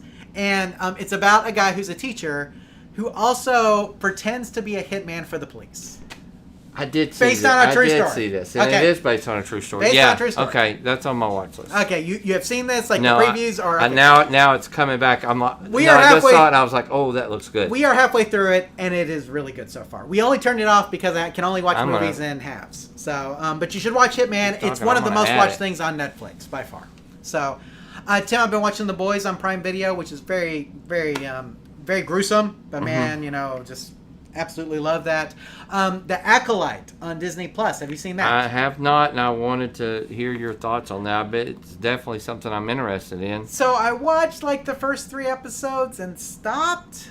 Okay. The first episode was great. Second episode was okay. Third episode was and I just haven't picked it back up. It's not really hitting. So I mean, it could be really good going forward. There could be other exposition. In fact, I'm hearing that it's really good going forward, but I just haven't finished it. Need to give it some time. Huh? Yeah, I might have to let it sit for a while and then come back.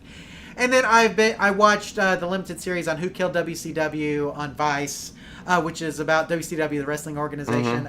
The reason I'm a pro wrestling fan at all is because of WCW. That's what got me into professional wrestling, really. Sure. I watched WCW before I ever watched WWF, so I mean, it's so it was interesting to see all the personalities behind that and who they thought killed it and everything like that. So so 2 things you should be watching on Netflix are Beverly Hills Cop, added it. Axel F, because that came out, and then Hitman you should definitely watch. Hitman Tim is like Inside Out 2, like tons of people have watched Hitman. Hitman is a certified hit. Okay, good. And it is based on a true story, and I've only seen half of it, but just based on the half I've seen, you should watch it. Fantastic. Okay, are we done? We're done. Anything else you want to say about politics before we leave? And I'm sorry to really just rant on that. It's just been heavy on my heart because, to be honest, I don't know. I don't have an answer. I'm listening for somebody to come up with something good or what to say. And it's not like I'm hoping that he just drops out of the race or that, The 25th Amendment, Tim? Yeah, or that something bad happens to him. I'm not a big fan, but I don't want it to go out kind of like that. Yeah. I would rather see him be in good cognitive shape and people just vote on policies and stuff.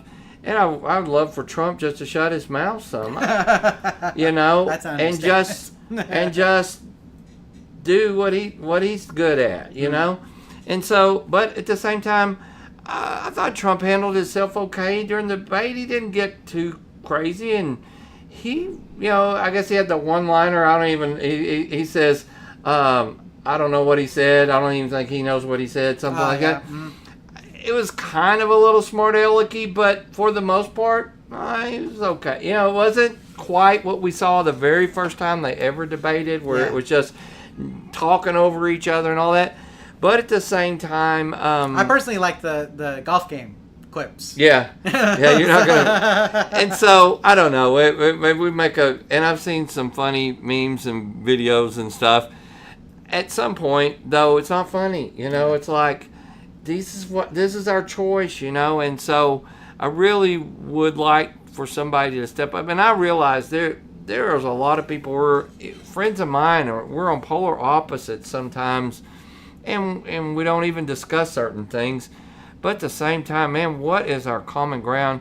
I really wish somebody would come along that could bring more people together, and maybe it's not possible anymore. I don't know. Like I said, the people I vote for never get the nomination, so it's almost like you have to get enough people to not be on the far ends of each party to vote in order to get it to happen. In primaries, enough people not on the far ends of each party to vote, not in primaries. And then again, whoever Trump chooses for his running mate, does it matter? Would that affect your vote? Either you don't like him and you're not going to vote for him, right, or you feel like he's a better choice than Biden, or you just love him. Does the vice presidential pick make any difference? I think in Trump's case it doesn't. I think it's what you think about Trump regardless. Right. And it doesn't matter who he picks. So he might as well just pick whoever he wants and not worry about anybody else. Because, what people think about Trump, people think about Trump, and it doesn't matter. But see, I think the opposite, because Trump is also in age, and if he becomes the next president, who shouldn't go and kind of go, I don't want to say the word downhill, but in cognitive decline, and we need, who's going to be the next president? He can't run but one more time. Sure. So whoever he picks will probably be the Republican choice for the next time. Yeah. Or should be, if they do a good job, and he does a good job. I see that. So I'd say it weighs a little more heavier on who he picks, because I'm looking at they could be president one day. But at the same time, does it really matter? I don't know. It really matters anymore. It just like, I think Kamala Harris was picked for a certain reason. I don't think she was picked because she was a heartbeat away. We don't think like that anymore. We don't think back in the day, is this person going to be the next person? To be the next person. But it's true. Anyway, thank you guys for listening. It happened with Joe Biden. Joe Biden was vice president. He got to be president. So he did eventually come around, but Obama didn't even endorse him. That's true. So I do want to say hi to Phaser58, Delusionals Arcade, and Encore MPW for joining us during the after show. Sorry that you missed like the arcade talk. You got the worst Go part back of it. and watch Sorry. that. Yeah, so we did do arcade talks. We promised. We did that earlier in the show. Yeah, we did. But yeah, and it was really great. Like the regular show is great. Hopefully we'll see you guys on August 1st when, like I said, it's going to be hot here, and we're looking forward to seeing you then. So have a great Independence Day. Enjoy your July. Hopefully you guys can get some respites from the heat if you're here in the South, or hopefully it'll be comfortable wherever you're at, and we look forward to seeing you then. Happy Take care, birthday, everybody. America. Happy See birthday, you later. America. There you go. We'll see you later, guys. Take care. Night. See you in August.